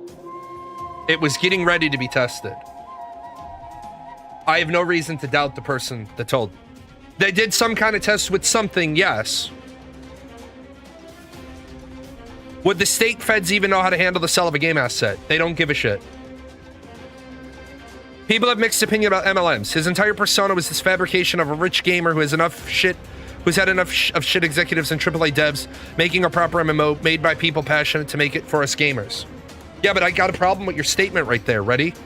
Your statement right there is it highlights the problem. And the problem is the last two words. Us gamers. We're the problem.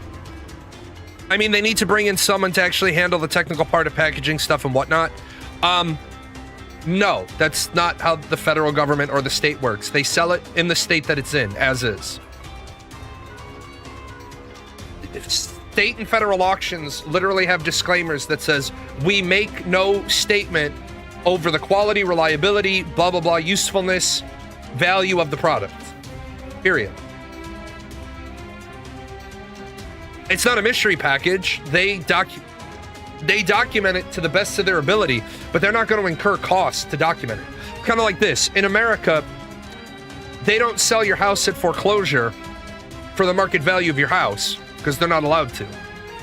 They sell your house at foreclosure for the debt remaining. If you're in the right place at the right time with the right amount of cash, you can pick up a $400,000 house for $150,000. The problem is, normally those houses have been fucking gutted, totally destroyed by the previous tenants and the owners. That's why you'll see a lot of, in America, you'll see a lot of houses disclosed as short sale. Short sale as is, no repairs, no warranty, no nothing. Because they need to get out from, they're upside down on their mortgage, so they're trying to get out with some equity, if they can. They're trying to get the house sold.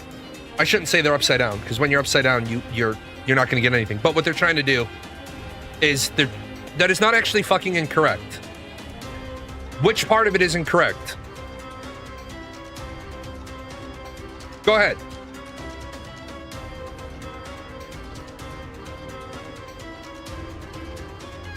The Discord and OpenNet process was a bit of a shit show. Too much that crippled the game as well. I was going more as to what he was selling, and him owning up to MLMs make it more challenging for him to gain personal trust. The problem is that you're absolutely right. But people, the problem is you're dealing with gamers. Gamers think all MLMs are bad because gamers are ignorant as fuck. All MLM is multi-level marketing. If the bid exceeds the debt owed, the money would go to the homeowner. No shit. You said that is incorrect. When the fuck did I say anything about surplus proceeds? So no, your statement is absolutely the fucking correct, because what did I say? Does the bank sell the house at market value? No, the bank does not. What does the bank sell the house at? The foreclosure amount. The bank is not required to go out of its way to sell the house for any more value. Now, I said If you have the available money, you can pick up a house worth $400,000 for $150,000. When the fuck did I ever say if the house sold for $550,000, the remainder wouldn't go to the client? See, you want to jump in and you want to say that's incorrect, but you're not correct. You're saying you've built a straw man, knocked it down. I never said anything of the fucking sort as to what happens to the money if it goes over what's owed. Also, how many foreclosures auctions are there versus how many straight liquidation foreclosure sales are there? Also, normally when there's an auction on a house, it's a what? I think I used the word, it's a short sale. If the homeowner is auctioning it, they're trying to get the money in excess of what they owe. So don't jump into the fucking conversation half-ass educated to tell me where I'm wrong when the only thing you were able to do is knock down a straw man I never built. Like, no offense, I've been doing this a lot longer than some people have been alive. I really don't need people that are correct about something I didn't say to jump in. I said I like French toast. My saying I like French toast gives you no inclination on my opinion towards waffles or pancakes. Unless I said something specifically incorrect, which I didn't.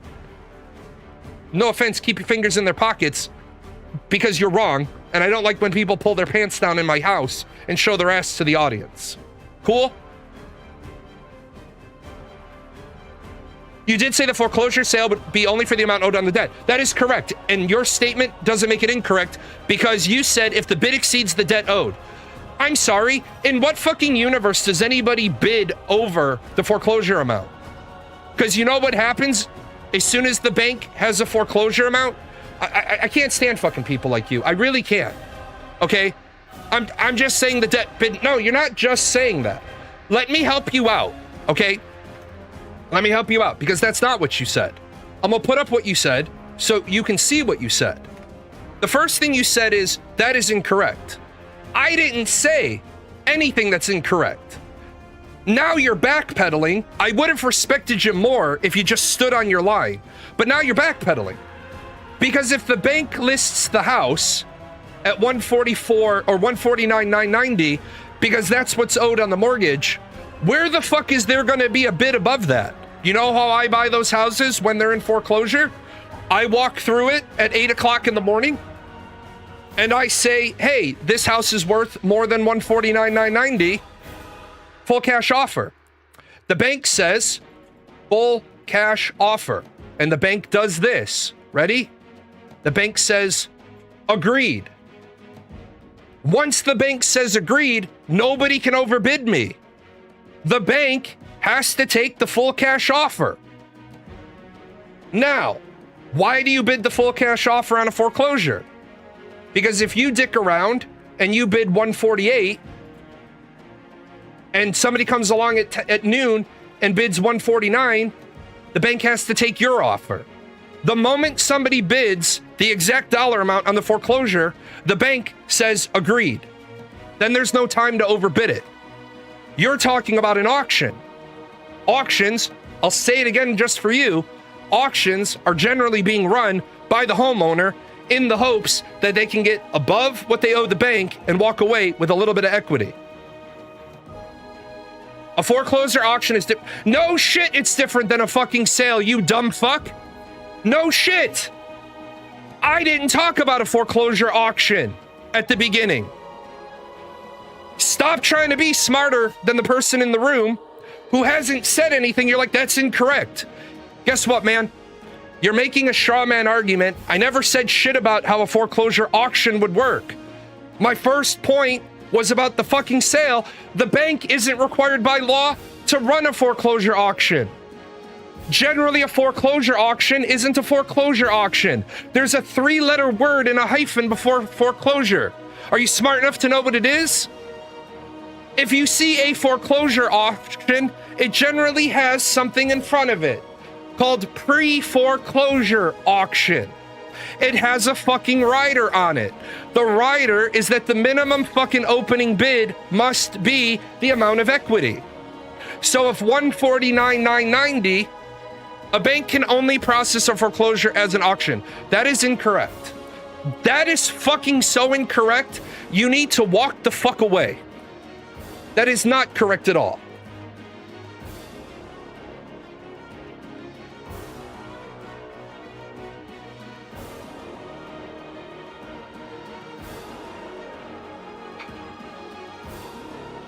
A fucking 2-second Google search would have stopped you from looking like a horse's ass. No, a bank does not need to handle a foreclosure as an auction. While a public auction, such as a sheriff's sale or trustee sale, is the legal endpoint of a judiciary or statutory foreclosure, banks manage and process foreclosures through several different stages and alternative methods before and after an auction takes place. No, it's not correct, you dumb fuck. And I'm not even gonna be nice to you now. If you fucking Google what you said, what will come up? Hold on. Alternative ways banks handle foreclosures. I'm sorry, I have to stop the bus and educate the ignorant. I love Google. More people should use it before they talk. Pre-foreclosure auction sales. I think I mentioned those. Holy shit. Deed in lieu of foreclosure. The homeowner voluntarily transfers ownership of the property directly to the bank to avoid the formal auction process entirely. Real estate owned debt. If a home fails to sell to an outside buyer at the public foreclosure auction, the bank takes ownership of the property. The bank then lists it on the open market through standard real estate agents and online listing platforms rather than keeping it at auction. So, what's that? Banks have alternative methods before and after the auction process? Do me a favor, son. Back the fuck up off the line and back your shit down, because I don't need somebody who's probably never handled real estate to tell me how real estate works. Before or after, you dumb shit. Before or after. The literal phrase is before or after. It's like, I can't with you people. Several alternative methods before and after an auction takes place. What the fuck do you think a short sale is? What the fuck do you think a short sale is? A short sale is where I know the bank's about to foreclose. I'm in what? Pre-foreclosure. And I say to the bank, before you get involved and have to do all this shit, let me try to do a short sale on the house. And what the bank says is, cool. But remember, your minimum bottom line has to be at least the equity that you owe us. So you owe us $149 on your house. You can short sell it. Before the FC... Holy fuck. You know what, man? Let me help you out. Before the FC, the homeowner still has rights. No shit, dumbass. When did I ever say they didn't? You're not the smartest person in the room. Okay? My cat's in the room. So you're at least the third smartest person in the room. You literally have moved your fucking field goal post. I thought we were playing football, and now we're playing billiards. A homeowner can sell for lesser value with bank approval.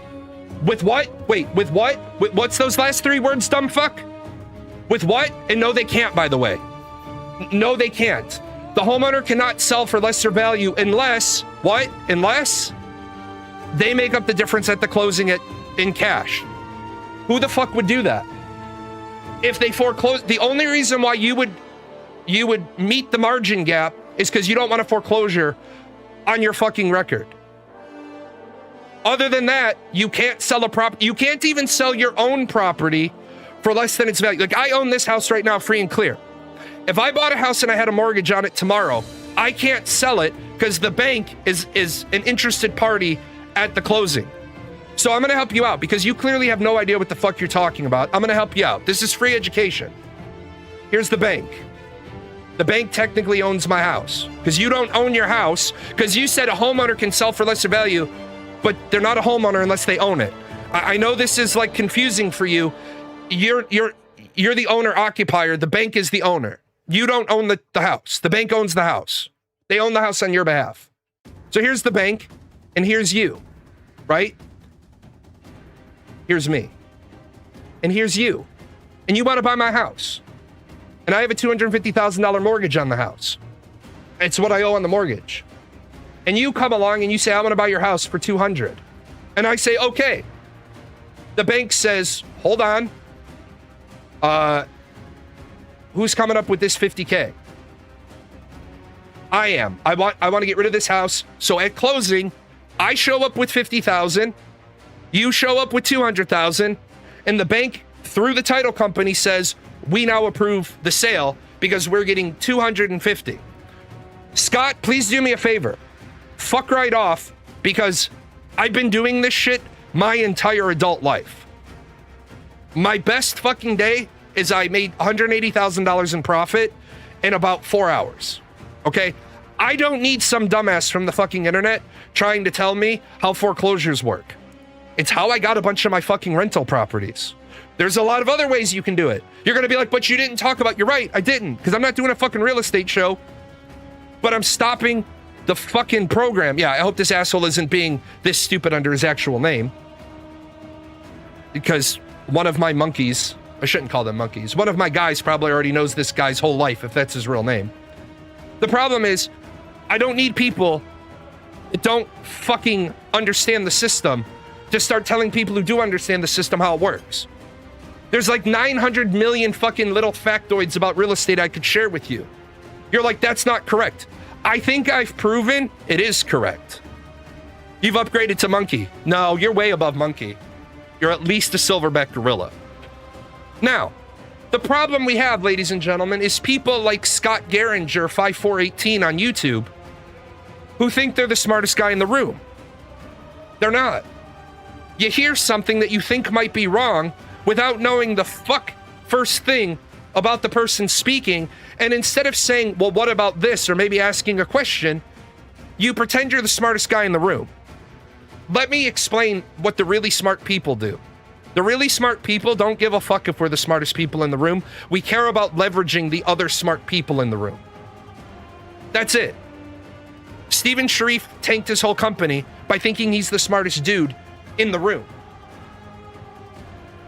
Yeah, when the room temperature is the same as your IQ, you might want to back your shit down. When you've never owned a house before, you probably don't need to tell the guy who's flipped multiple properties how they work. Well, they can only do that after. Really? Then why the fuck is it before or after? There's many avenues before foreclosure. There's many avenues after foreclosure.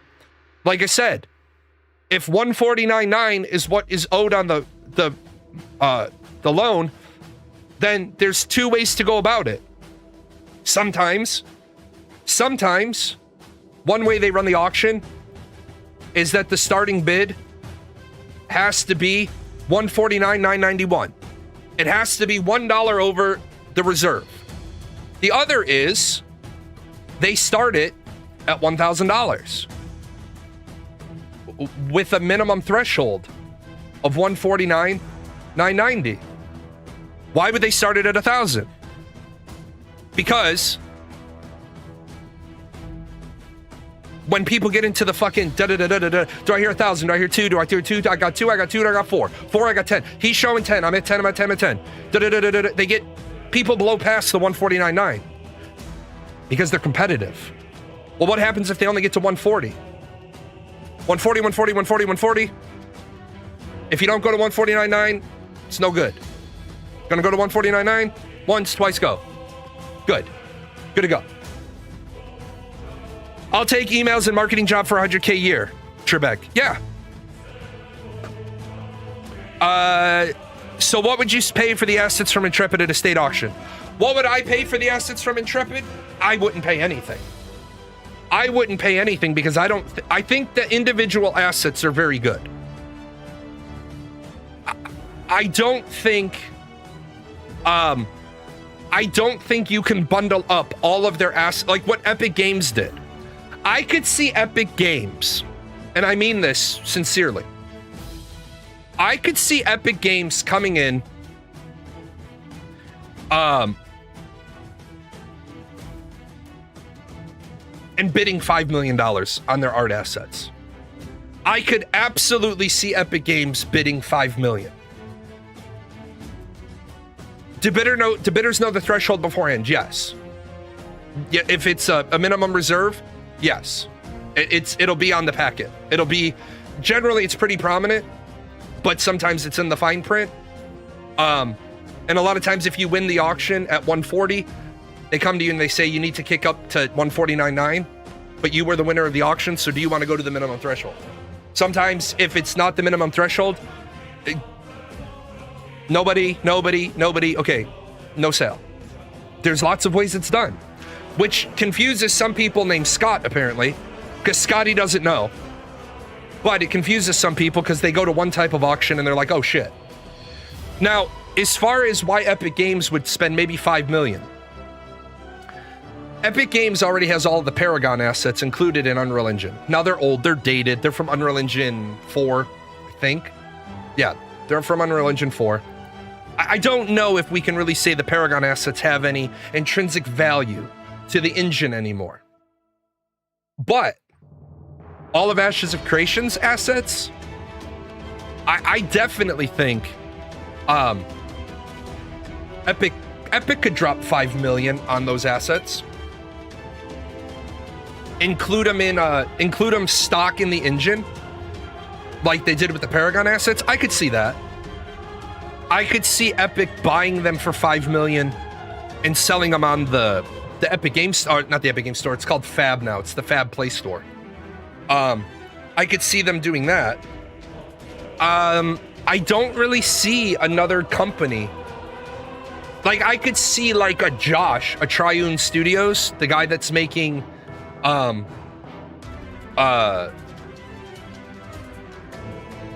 Eternal Tombs. I could see him buying some of those assets off of the store direct if the new Intrepid lists them. But you're talking about needing to make a gaggle fuck ton of money. You're talking about needing, if I just look up the invested money, 124 million minus the payroll protection plans. 120, like, I don't see Intrepid having $124 million worth of assets. And if you want to know why I come up with that $124 million number, it's because that is how they logged that. Now, I will be the first to admit their accounting codes sucked ass. Because of the way John Moore did the books. Intrepid looks like it had $197 million in throughput. That is because John Moore doesn't know how to fucking use accounting codes. That's how I know he's not a CPA, because he did things in the ledger that are illegal.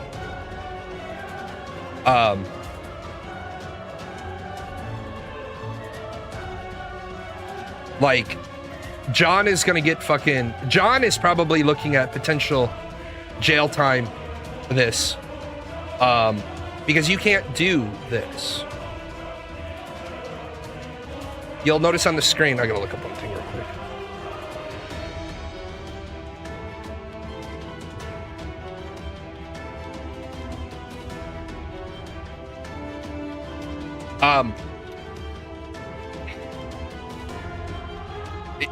What makes me think that Intrepid was actually an S corp is I see where they I see where they did these shareholder distributions. An S corp has to do shareholder distributions.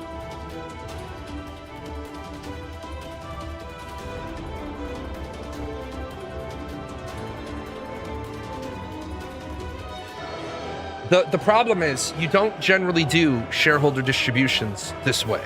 This is the reason why I think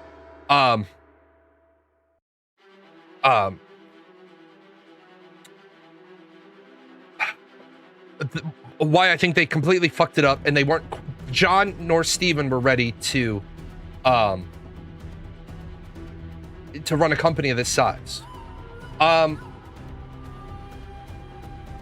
When you do a shareholder distribution, you can't do if you do a shareholder distribution of $5,000, what you're doing is you've got a funnel, right? And that funnel goes out to all your shareholders.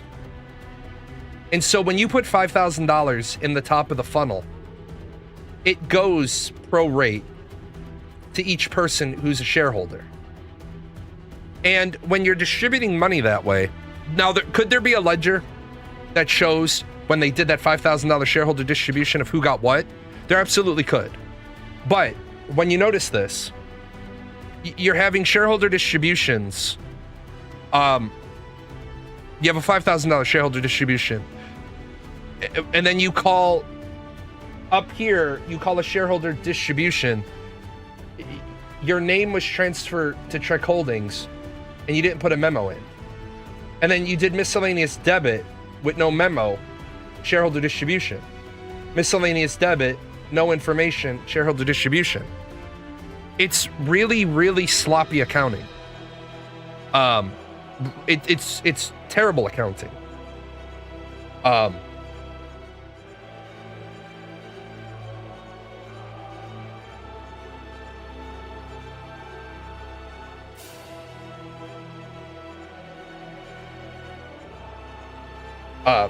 And that's where we run into the problem. At first, I thought Intrepid Studios was a C Corp because a C Corp would have been smarter.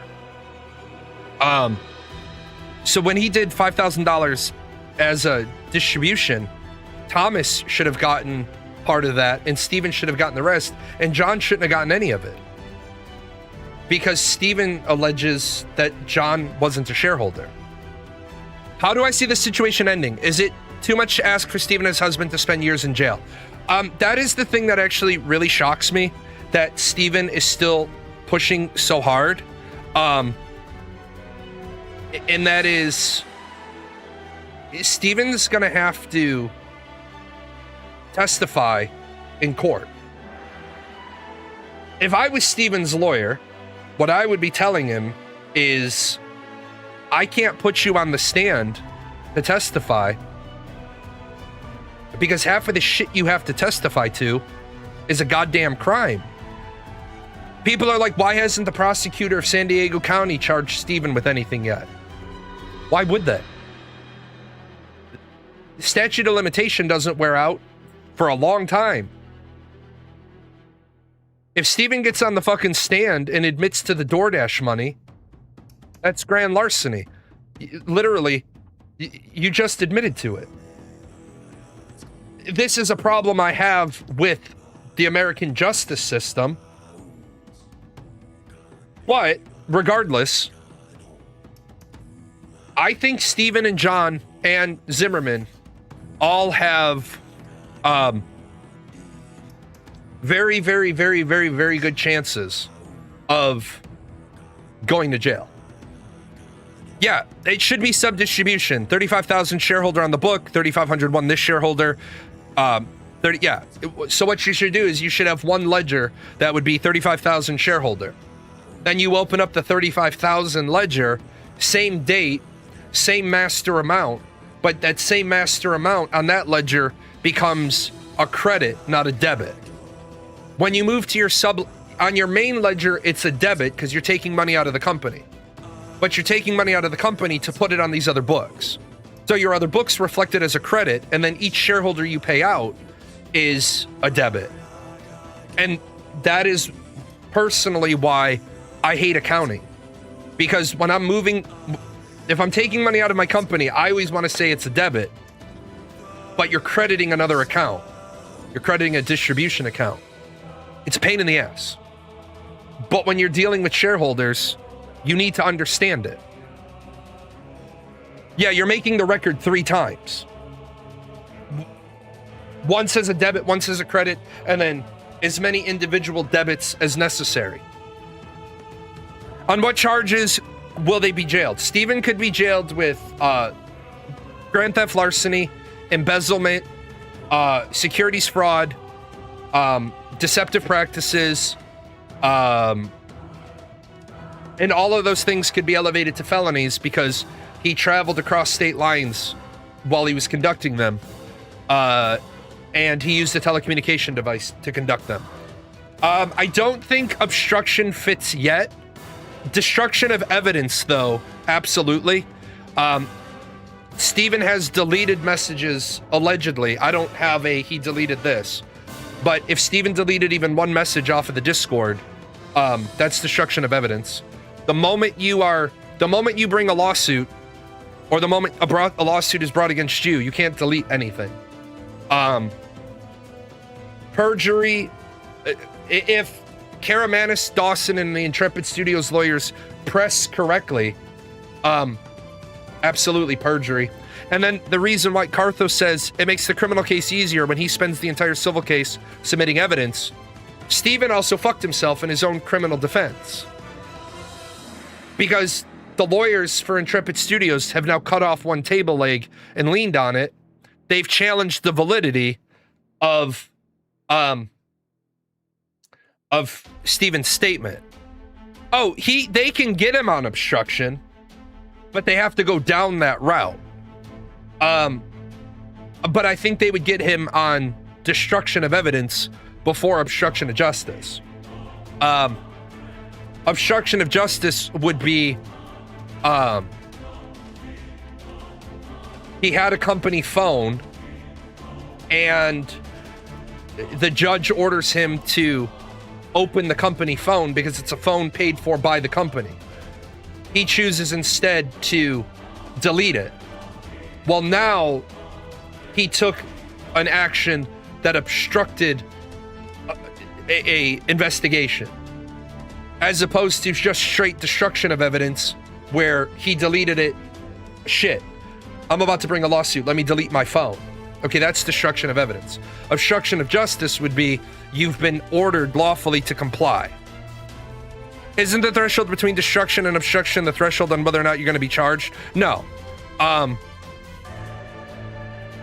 Each one of those is an independent crime. Like, for example, I told you about the Social Security thing. Social Security contacted me about one of my wards 8 years after the fact. And I said to Social Security, I said, I don't have those records. The last record was destroyed 18 months ago.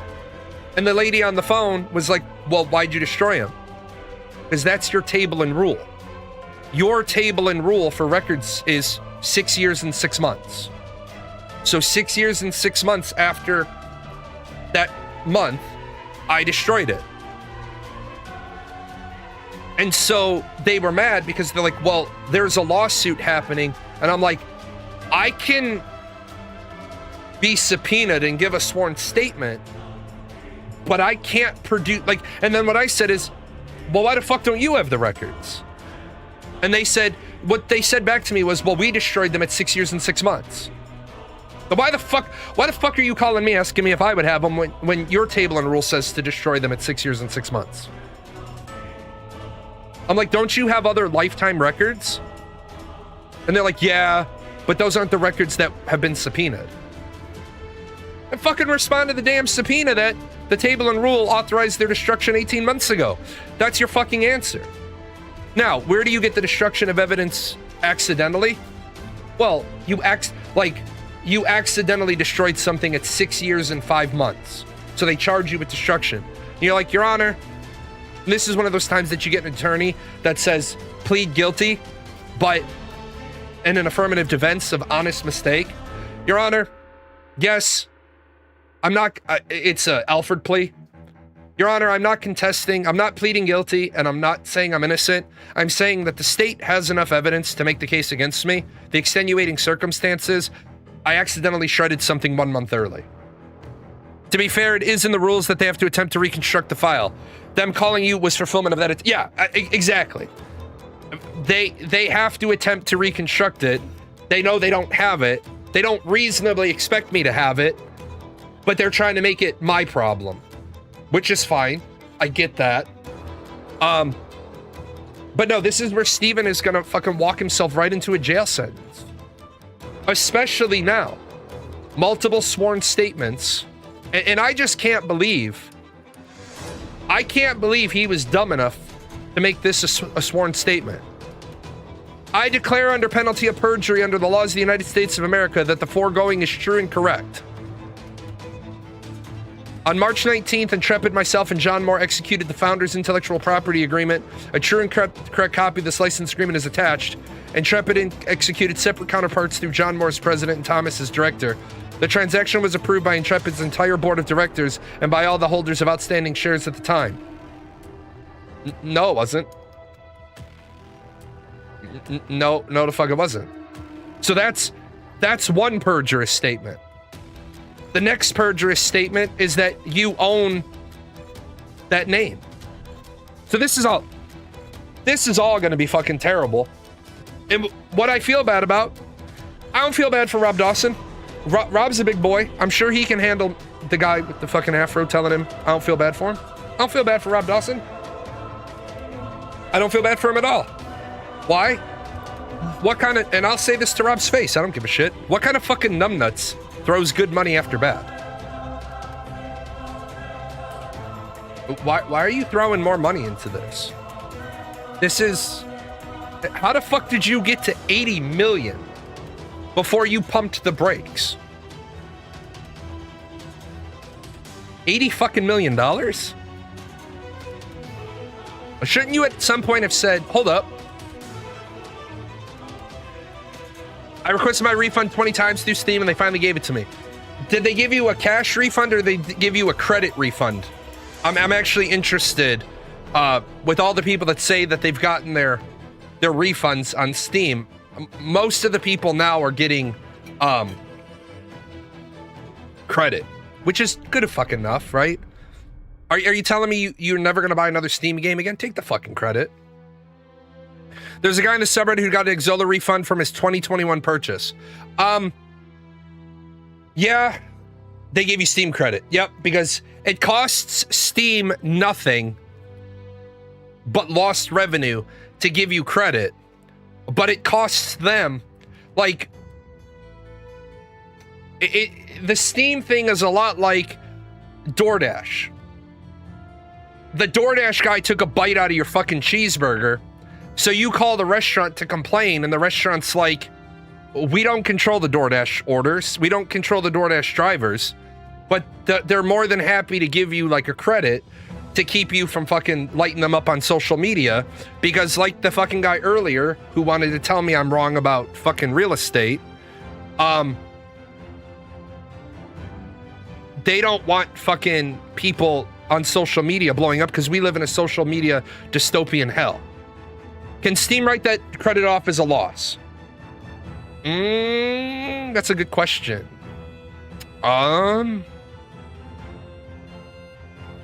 That is a good question.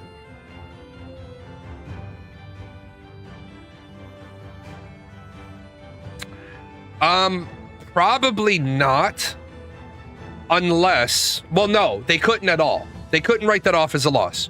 And the reason why I say that is allegedly Intrepid made $8.8 million, right? And as I said earlier in the show, what happens is Intrepid owes Steam $2,640,000, and then Intrepid was due $6.2 million. So that's the way. Yeah, they'd have to pursue the money from the game company first. So there's not a scenario. I'm trying to think about one other small thing. So I would imagine with the volume that Steam does, I would imagine that they get a very large amount of free transactions for reconciliation a month. If you're not familiar with what this is, when you have a credit box, a credit card reader at your company, at your store, depending on the size of your business and the volume of transactions, you get X amount of uncharged transactions. Because remember, here's Steam, here's you, here's your credit card or PayPal or however you pay. Well, you're buying a $100 game. Well, the problem is you give the you ask the payment processor to please acquire this game for you. We have to actually be specific. You ask the card processor to acquire this thing from Steam for you, and in exchange, you promise to give the credit card processor $100 that they would give to Steam. Except Steam is only going to give them about $98.50 because they're going to keep $1.50, and I'm keeping the numbers round for the math. They're going to keep $1.50 for the processing. And the reason why Steam is okay with giving the credit card processor $1.50 is because a lot of you, and this isn't a slight on any of you, a lot of you aren't old enough to remember cash society.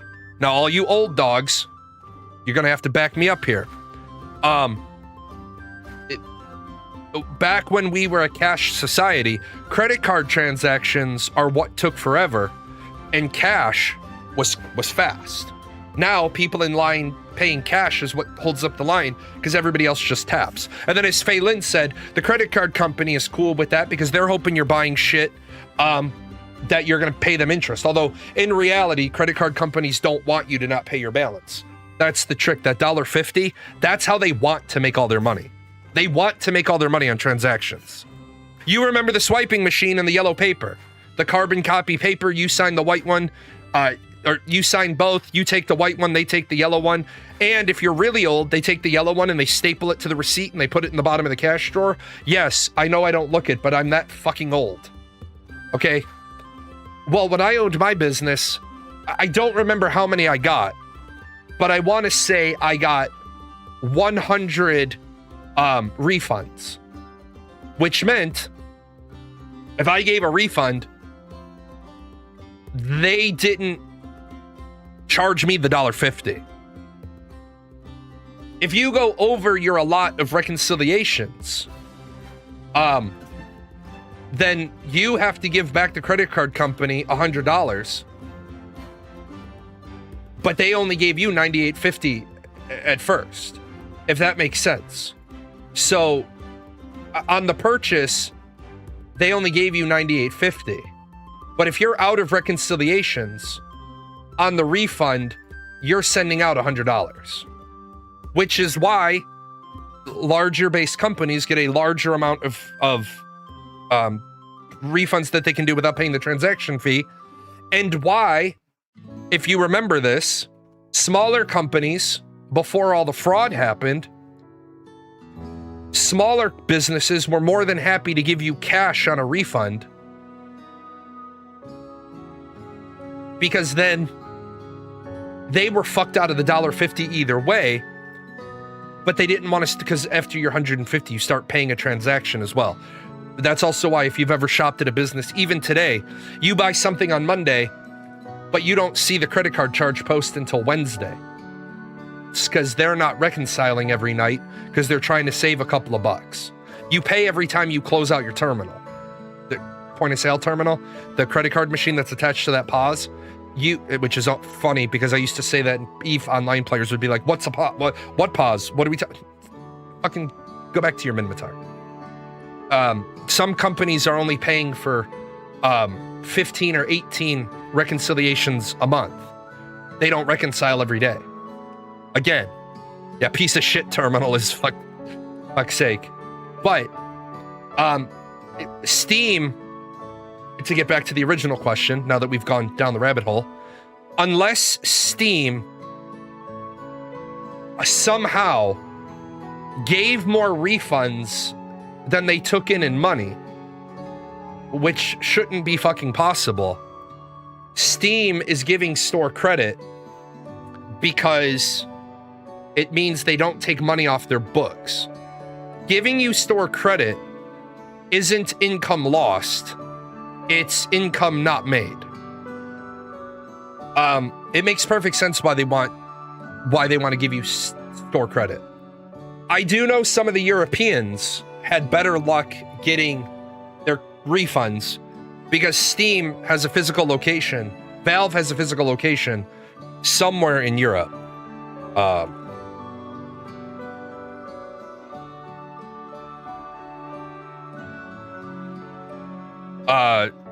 Luxembourg. So they have a physical location. Because they have a physical location, Valve is beholden to European Union consumer protection. European Union rules or video game pre-purchases are, if I recall correctly, even if you pre-purchased a video game and you've played the shit out of it, the buyer's right of refusal allows you to request a refund up to the 14th day after product launch. You just sent a Steam refund request for the Steam credit. I know it's late, but let's try it. Yeah. I mean, unfortunately, it is late. I do want to say thank you to everybody who comes and has good, wholehearted, honest, upstanding, righteous conversation. And I do want to wave my finger at the fucking internet trolls and say, what the fuck is wrong with you? Like, I don't do this show because it makes me rich. I don't make anything doing this. I do this show to help some people get nuggets of wisdom. So like people, like occasionally people will be like, oh shit, I didn't know that was, like, I didn't understand this about foreclosures. I didn't understand this about PMI. I didn't understand this about my mortgage. Like I had a guy that was going to buy a fucking house and came to me and said, Jay, I have 18% of the down payment. Should I just go ahead and buy the house and get the PMI taken off once I'm 2% more in equity? I said, fuck no, not at 18%. I said, because unless you're going to get that done within 60 days or whatever your mortgage allows, then you have to pay for a fucking another appraisal on your house to get the PMI taken off. If you're at 18% already, then fucking tighten up the belt, you know, scrimp and save to get that last 2.01% so that you can finance the house with no PMI. Like in Fei Lin's particular, my general rule when I talk about things is never, ever, ever, ever, ever spend money to buy your points down. And then Fei's like, but in my situation, yeah. But what I say to people is when I give you big overall advice, it's big overall, big picture advice. There are going to, the reason why you can buy points down is because in some very rare situations, buying the points down works out for you better. But for the most part, buying the points down is literally following the interest schedule. You're just giving them the interest for them to lower the interest. In the majority of situations, buying the points down is stupid. In very rogue cases, it works. But when I get a fucking person over on YouTube that's incorrect and leads us down the fucking rabbit hole, like, look, motherfucker, if you're so fucking smart, then why are you correcting me? Yeah, standard distribution, 80% will fall into it, then 10% outliers on either side. And Fei knows enough about math to be able to find the spot where it breaks. And most of the time, there's no spot that it breaks. It's in very, very rare situations that it breaks. I've never bought down points because it has never benefited me. But then again, I've never carried a mortgage for more than 3 years. With that said, speaking of mortgages, I'm going to go down and I'm going to go see a fucking mouse. And that mouse is going to dance on stage. And I'm going to say to my wife, we need to start watching our money. And she's going to say, we are watching our money. He's dancing on the stage. I'm gone all next week. I'm gone Friday and then all next week. There won't be any shows. The day I get home at like 1 or 2 or 3 in the morning. And then I got to get right back up and take my daughter to the MPF. I will see you guys next week. I wonder if the organic meat sack that runs this channel knows a lot of these sponsors don't sponsor us anymore. They were longtime sponsors. The credits are fine. Do we get paid? Is any of this sponsorship money for Gale, Daisy, the Chaos Fund? You are a figment of Jalan's imagination. I don't